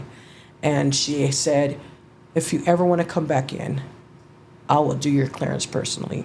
And guess what? Three months ago, she called me on the phone and said, do you want to come back in? I said, yeah. She said, I just cleared you. See you tomorrow. I had an opportunity to go back into the prison I paroled from and see all these beautiful, amazing women, these leaders, these strong women. I almost say they're survivors. You know, I'm not a survivor. I'm an overcomer. These women who are resilient. And I got to go in there and see them. How did you feel? I'm asking you how, we're fast forwarding, but we'll go a little bit back because I don't want to not, you know, how did you feel? You spent so much time, so many dark moments, you know, the worst times of your life to where you started to find yourself again, because Loca never knew herself. Never. You started using at a very young age, and not even that. You never had the opportunity to be a little girl. So, like, how did you feel? When I went back in, I felt very humble, but I also felt very sad. When I went back in, and I'll say this about that moment for me, because I have an older sister who was, and I hope she doesn't mind me sharing her story, but she's very open about it. She was a victim of a crime twice. Her daughter was killed by an intoxicated driver, and my sister went through a horrible, brutal, very violating sex crime. And the man was charged and given 19 years. She always believed in incarceration. And, you know, she didn't really visit me much in there. And actually, before I paroled, she told me I couldn't come stay at her house.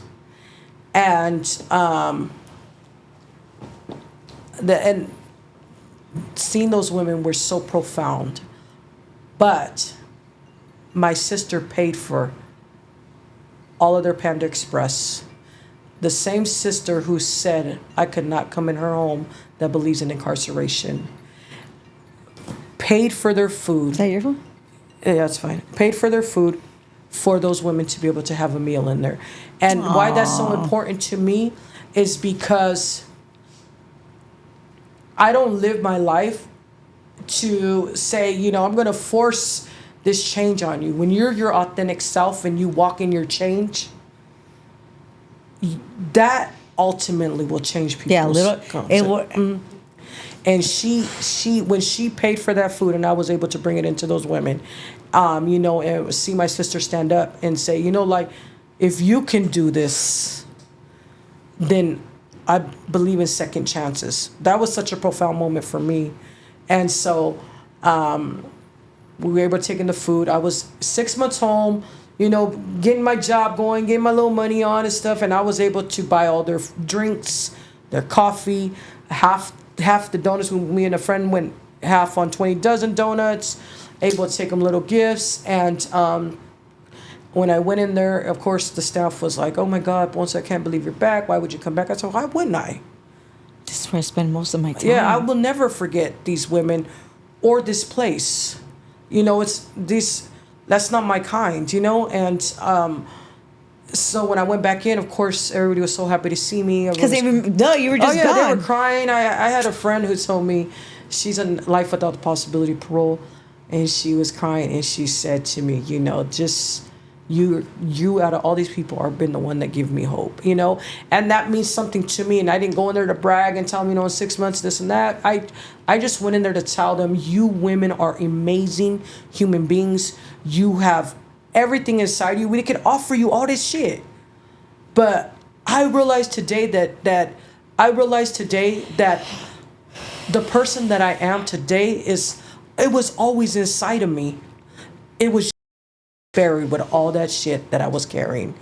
And I encouraged those women and told them the same thing. Everything that you have to make it is inside of you. That's right. You know, and to tell them how beautiful they were, how precious they are, how much they are loved, and to let them know, like, I'm going to ride this out until you're all home, was a good moment. And I kept my composure. I did all that, but it was the next day that It took a toll on you. Oh, yeah, I was bawling. I was You're crying. down for sure. Yeah, you have that survivor's guilt. You have that, like, why couldn't it be one of them? You know, they deserve it. I've seen their change. I've seen their growth, and I'm a person of second, third, fourth, fifth, sixth chances. I am as well.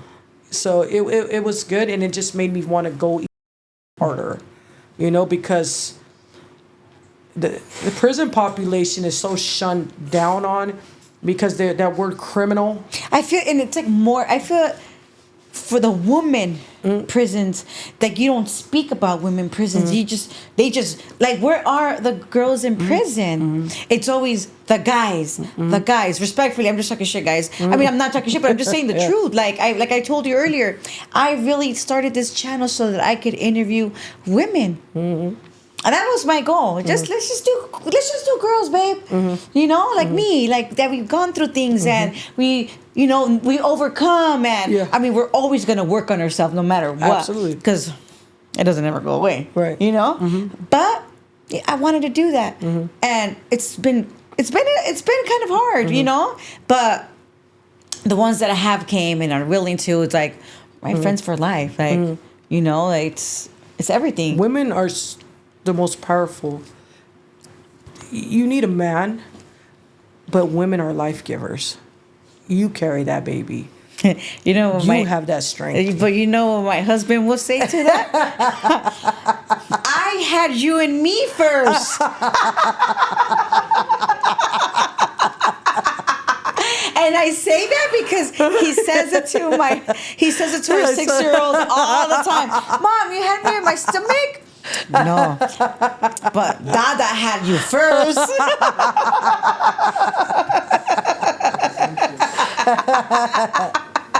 But she carried that baby. That connection with that child is always going to be to the mom. Yeah. And you hear that even for the women inside. Yeah.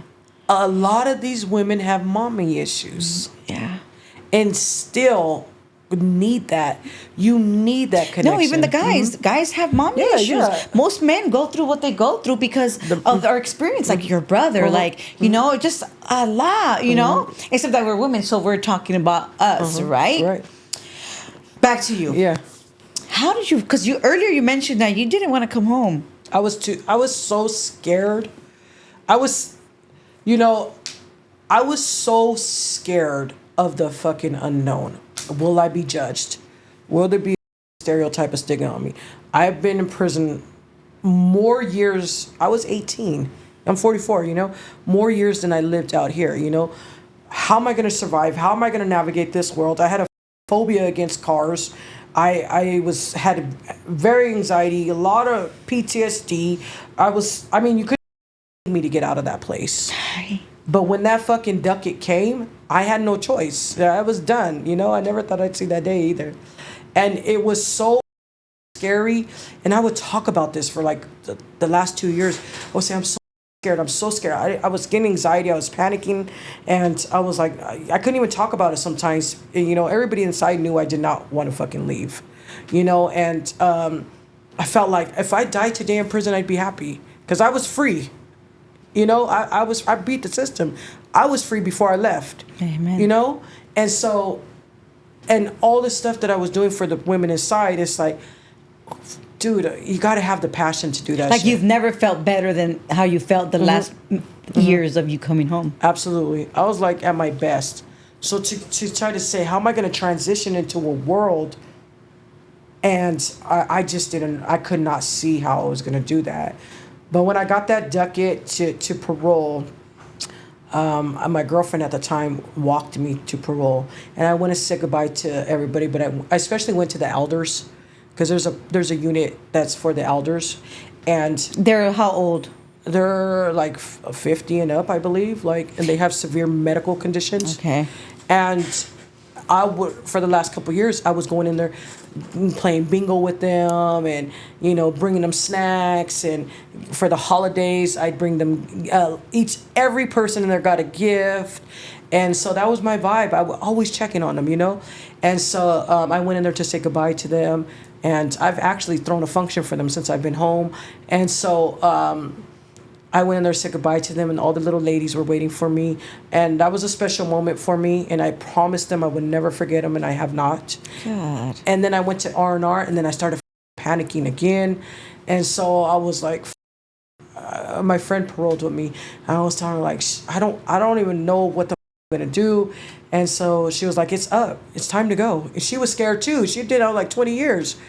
And so once the sergeant knew, once a year, I was like, yeah, he rushed me. I'm going to get you to your family, because my family was waiting for me. And so he went and got my parole box, and then I can send you the video too, my parole.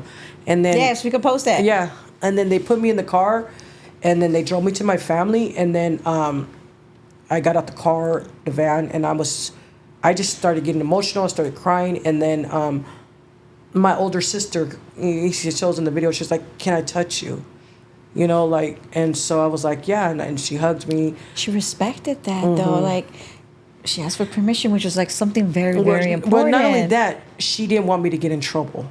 Oh. She was like, I think in the video it says, "Can I touch you? Am I going to get in trouble?"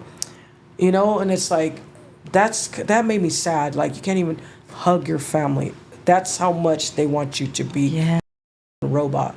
And so I was able to hug my family, and I was crying, and I think I kind of got out of it when the sergeant said, "Hey, Ponce, listen to this," and he got on his little microphone. He was like, whatever time it was, 9:00 officially, no more inmates on ground, signing off. And I just started bawling, because that was the first time I was never called an inmate. And so, I was crying. And then I got in the car with my family. It's a moment. Yeah, it was a huge moment, and I was like, my sister's like, "Did you hear that shit?" I'm like, yeah, I've waited a long time for that.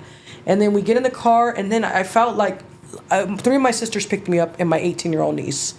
And I felt like I'm with my family. I feel safe. I felt safe. And then I kind of didn't have the phobia no more of the car. I think, too, because they transport you in dog cages inside of cars inside. So I get home. I get in the car. They're like, "Where do you want to eat?" And I really didn't have an appetite, but they were adamant. So we go to a Mexican restaurant. And so you gotta eat. But I was so like overwhelmed. I'm so overwhelmed. And I think my family kind of realized, because I had never seen a cloth napkin. And so I didn't know what it was. And I'm sitting at the table, and I said, what are this? Aww. And I pick up and my sister's like, "What?" So my older sister, one of my other sisters, says, "That's a cloth napkin." And so I open it, and I'm like, "Oh shit." And I'm kind of in my zone. And That makes me want to cry. and I'm holding up the fork, and I'm like, I don't remember this fork feeling this heavy. And I'm like, wow, I can't believe I'm holding a fork. And my older sister said, "Wait, Tracito, what are you talking about?" I said, "I haven't held a fork in almost 25 years. And then she just started sobbing and was like, "I can't imagine what you've been through." And so that was my first introduction to, like, I don't know what I'm going to do, because I didn't even know what a napkin was. And then You're kidding me. Oh my God. and it's like, and so my older sister stayed with me. My other siblings had to go home, and I had to immediately go to a transitional home. I had to be there by 3, and she ends up renting a hotel up here in San Francisco, because I paroled to San Francisco, and she was the one who she was very overprotective, like wanted to talk to the staff, wanted to see my living. That's right. She wanted to see everything, and she's the Because she was eldest. able to be a part now. Yeah, and she's the oldest one, you know, and so she was able to do these things, and she was like, I'm. They even told her like 4 days before she left, why don't you guys have fun? She said, I'm not here to have fun. I'm here to make sure my sister is successful and that her business gets handled. That's right. Because you guys say you can offer all this shit to her, but I'm gonna be the one to get this shit handled. And I she knew that's did. why I forgot to put lipstick on Yeah. because I was gonna cry. She did. She took me to the DMV. She took me to parole. She took me to my appointment. She took me to my check-ins. They were ping-ponging me for 4 days. I could stay with her. I couldn't. And so, but after those 4 days when she went home, she said she travels. She's a licensed clinical social worker. She's very successful, and she travels all the time. But she said she has never been more exhausted than what she was Those 4 days. those 4 days. She said, seeing how you were pulled, how you still didn't have no rights, you know? And she said, you're still not free, because even though I'm free, you still have an extended sentence with your parole, you know? And so you have all these stipulations, you have all these miles you can't go, you do this class, do that, report at this time, you can't do this, you still have to UA, you're still not trusted, you're still not enough. And then you still have to go through, you know, the transitional homes, and they put all is like these the hardest stuff, stipulations, yeah. all these rules, and make you feel like they're doing a favor for you, but you're funded for this shit, you know? And so, yeah, that was my first week home. But then after that, I slunk into a really bad depression because I couldn't sleep. My bed was so soft, and was not used to sleeping in a soft bed. I had very bad insomnia. I could not hold no food down. The food is way different out here than it is inside there. My phone continuously ring. I mean, I had old friends that I haven't seen, reaching out to me, family members, and I just became so overwhelmed that I got really sick. I had to go to the hospital. I had to get checked. Wow. The air is different. We come from the prison is very humid. It's 104 degrees in your cells. Over here, it's fresh, it's life, there's air, you're around water.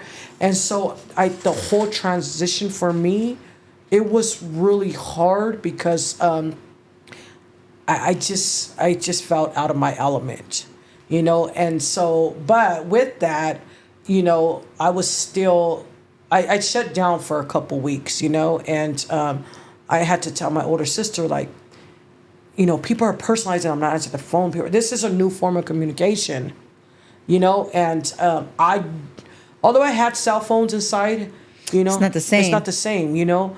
And so I'm still carrying a lot of shit, you know. I was out 2 weeks and I went to an event.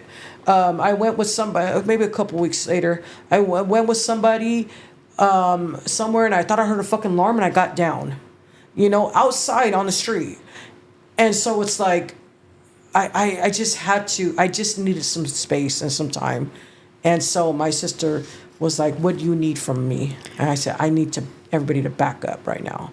Of course. And so she respected that, and she told everybody else she just needs to breathe. You know, they're fucking sending me soups and Sprites. They're thinking, oh, she's going to go back to prison. No, I'm not. I just need to breathe. I need to process this. Yeah, it was too much. Yeah, it was overwhelming, and it was too much. It was like, but ever since that, like, I've done amazing things since I've been home, you know, and I have to give a shout out to one organization. No, do your thing. I have to give a shout out to the executive director, Amika Mota from Sister Warriors Freedom Coalition.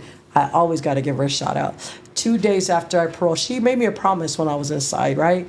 She's like, I'm going to hire you. I'm going to do this and that. And 2 days after I got out, she's like, are you comfortable to take a lift? I said, I don't know what that is. And so she explained to me what it was, and she sent a lift for me, and she sent me to it was a debate for Latifah Simons, who is now Congresswoman. Okay. And so I went there and I got to see the debate.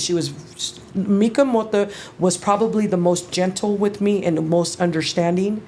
And she started giving me the opportunities. You know, she blessed me. She checked on me. She didn't push. She always said, you know, she handled me with such a vulnerability.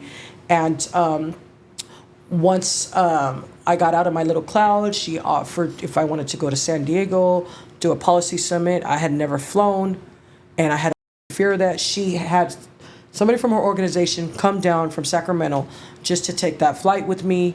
You know, she gave me opportunities, and she is somebody. I just told her the other day, like, dude, if you ever needed me, because she made me feel safe. And anything that was going on, she would invite me, and she would also always make sure if she was not present, She had somebody was there. And you know, and that's why I think too, like, I treat people kind today, but I want people to be vulnerable and to trust me that I'm going to treat them with the same when they're returning, because it's important, you know. And so, like, yeah, she had a short film done, and she included me in it. She took me to she got me going on canvassing. You know, she just gave me opportunities. And she was the first person who gave me an opportunity. And I always appreciate her because she took a chance on me, you know. But not only that, she believed in me. And, you know, that meant a lot to me. And she still does. We still talk. We're still cool. Yeah, and moving forward, I have gone to be an ambassador for that company now. Oh, no, so now you're working. Oh, yeah. Nice. Well, I have 3 jobs now, so. Oh, dang, now you're doing too much, bro. You better come down. That's, you know, gotta give it. I grind. I had that hustle for that shit, that addiction. Yes. I have that same hustle for success. That's right. And, you know, I don't sleep. Well, when I came out here, I've had the opportunity to have fun. I really don't have fun because I'm too busy. Like, I got to stack. I got to get my money. I got goals. Bought my first car. You know, I'm going from an environment where I was so fearful to get in a car to now driving a car. Yeah. You know what I'm saying? You're going far now. Oh, yeah. Chill. I drove from San Francisco. I just want to drive anywhere now. Hey, let me ask you. What would you say was like the nicest thing you experienced or you saw within those 25 years of you being incarcerated? Mm-hmm. There's a couple things I would say. Because I do not want to shut one life-changing moment for me.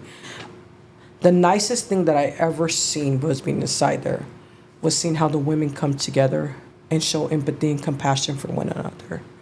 You know, we could have argued today, we could have had a fight today, but if I see you hurting, you might have lost somebody, we show up like nothing happened. Mm-hmm. You know, to see the women, how the camaraderie they have, how they have each other's back, how, you know, they're just so, no matter what, you know, it's clear today because I have 3 friends here with me, right? Mm-hmm. And I'm sure we've had it out. You know, we haven't been the best of friends at times. You know what I'm saying? But to see that, like, when nobody else believed in us, even in our shit, you know, we loved each other in our shit. And just to see that, that's probably the most thing I'll take from that place, is just to see the warmth and the love that these women have together. And the nicest thing that was probably ever said to me, and was one of the staff members, wasn't the nicest thing, but it was something that changed my life, was he said he believed in me. And he gave me an opportunity inside of there. And that's what started my transformation. And I always say that because it's true. I had never heard those words until I was 34, 35 years old. And that's how much, right? All he said was, I believe in you. And I started crying. You felt it. I don't recall crying before that. And that was still that little girl that needed that nurturing and needed that love and needed to be told, you are enough. That's right. You know, and so that's what transformed my life, you know. And so, but yeah, that's one of the things about the prison is the women. we have each other's back. That's right. Let me ask you another one. Let's maybe just to laugh a little bit, right? Tell me about the weddings. Oh, I had one. You had a wedding? Matter of fact, I had one. As a matter of fact, that's you know what? She must know I'm gonna find her soon. Before I came here, I was on the streets of LA looking for her. So, the weddings. One of my wedding was like, we had the biggest cake. We had everybody comes out, made some food. I was in my using day, so everybody ain't getting all my food. You know what I'm saying?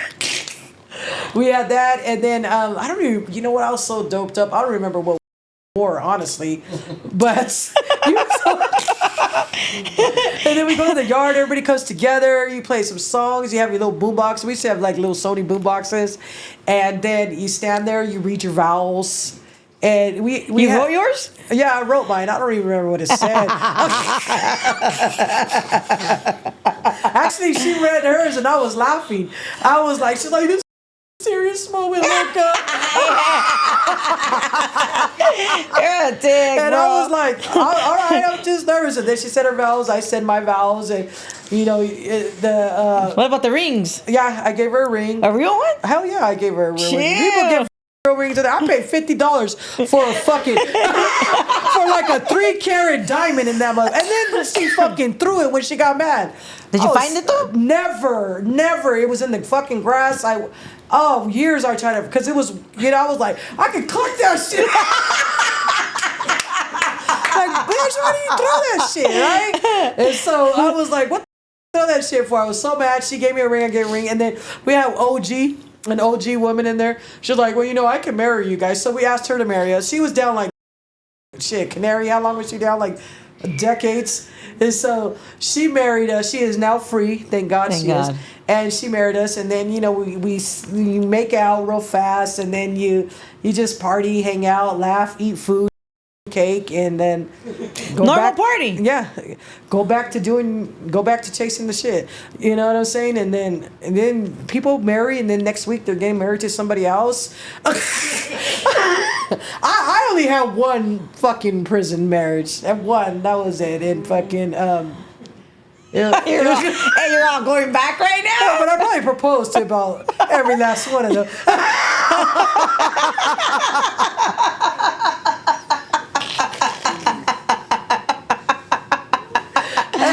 Good times. Yeah, good times. Yeah, yeah.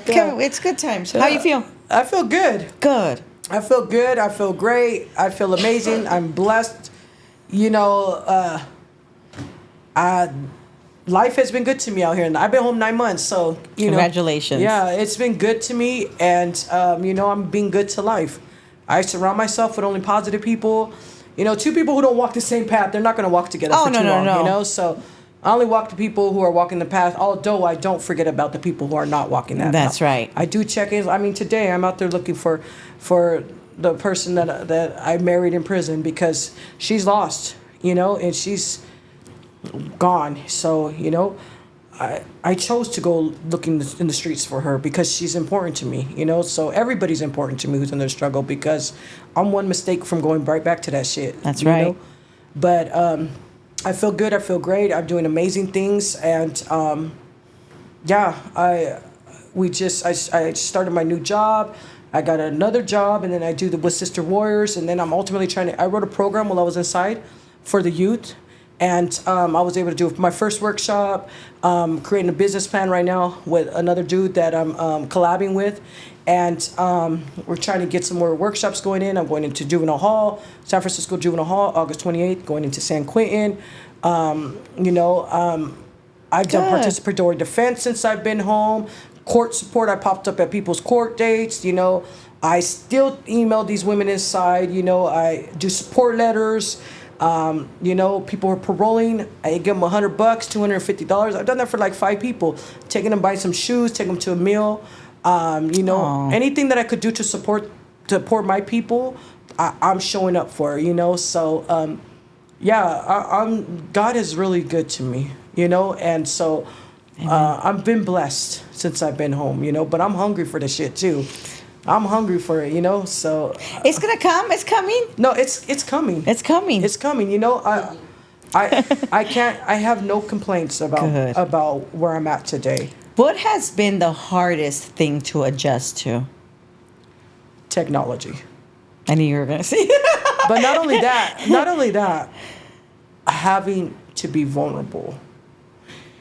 Because I could tell my story, I can do all this. I've never been a person to, hey, I need help. You know, I'm just like, you know, I got this. But it could be from using a printer or using the Google map or like, hey, what is this? Or what is that? I've had to be so vulnerable. And that's one thing people said, don't tell your story. But for me, Oh, you have to. Yes. that has what's helped me.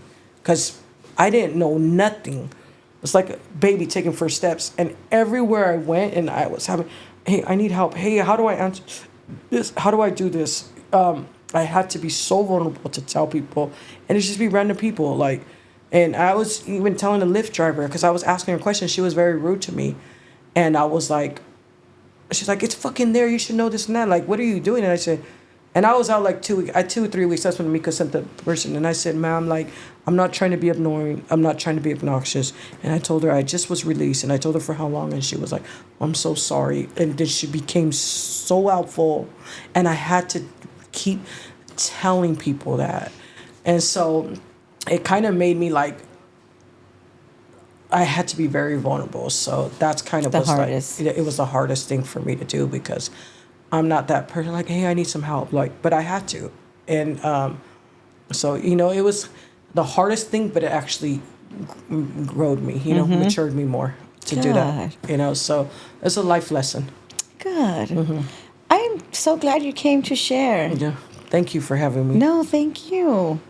Aw. I'm like, aw. We're going to get you some more women on here. Yes, we are. They won't be as amazing as me.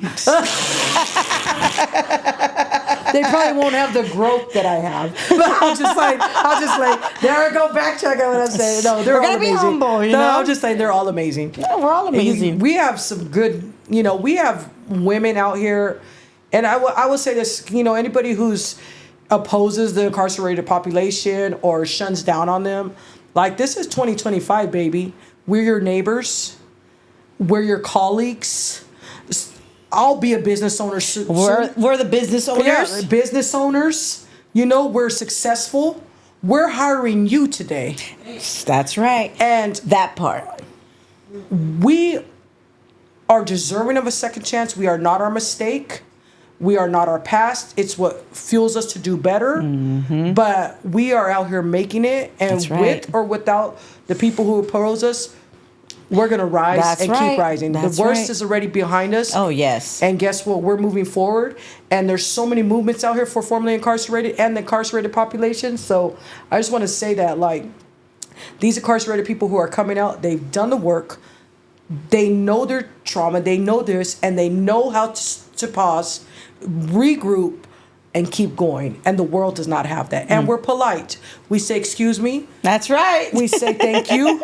That's right. You know, Yes. so, you know, watch out 2025 because we're hoping by 2030, boom, we'll shut down the incarceration. But all systems, actually, all the fucking systems, not just the prison population, the mental health population that oppresses these people and doesn't do anything, all systems. Unless they do really belong there. Well, help them. Yes. The key is not to continuously to medicate. It's to and to help zombie, them. There you go. zombie them, right? Yes. If you put tools in somebody's hand and you sharpen those tools, you help them to use them, they'll be used. But if you keep all the tools for yourself Yeah. and you don't offer them, what's going to happen? I just mean like the offenders. Like the chomos and the rapists. And you can keep them. That's what I mean. You No, know? even in the mental health, I'm talking about the mental health thing. Because, you know, I was working with the mental health population, you know, and when I first got out, and they're so misunderstood. Yeah. You know what I'm saying? And they're kind of like, forgotten about. So Yeah. we're hoping to end mass incarceration. We're hoping to shut the prisons down, and we are hoping that more of us come home and get more involved in this movement. Tell the truth on what happens in CDCR, expose them, and let the world know that they're full of shit, and we're coming for you, CDCR. There you Period. go. There you go.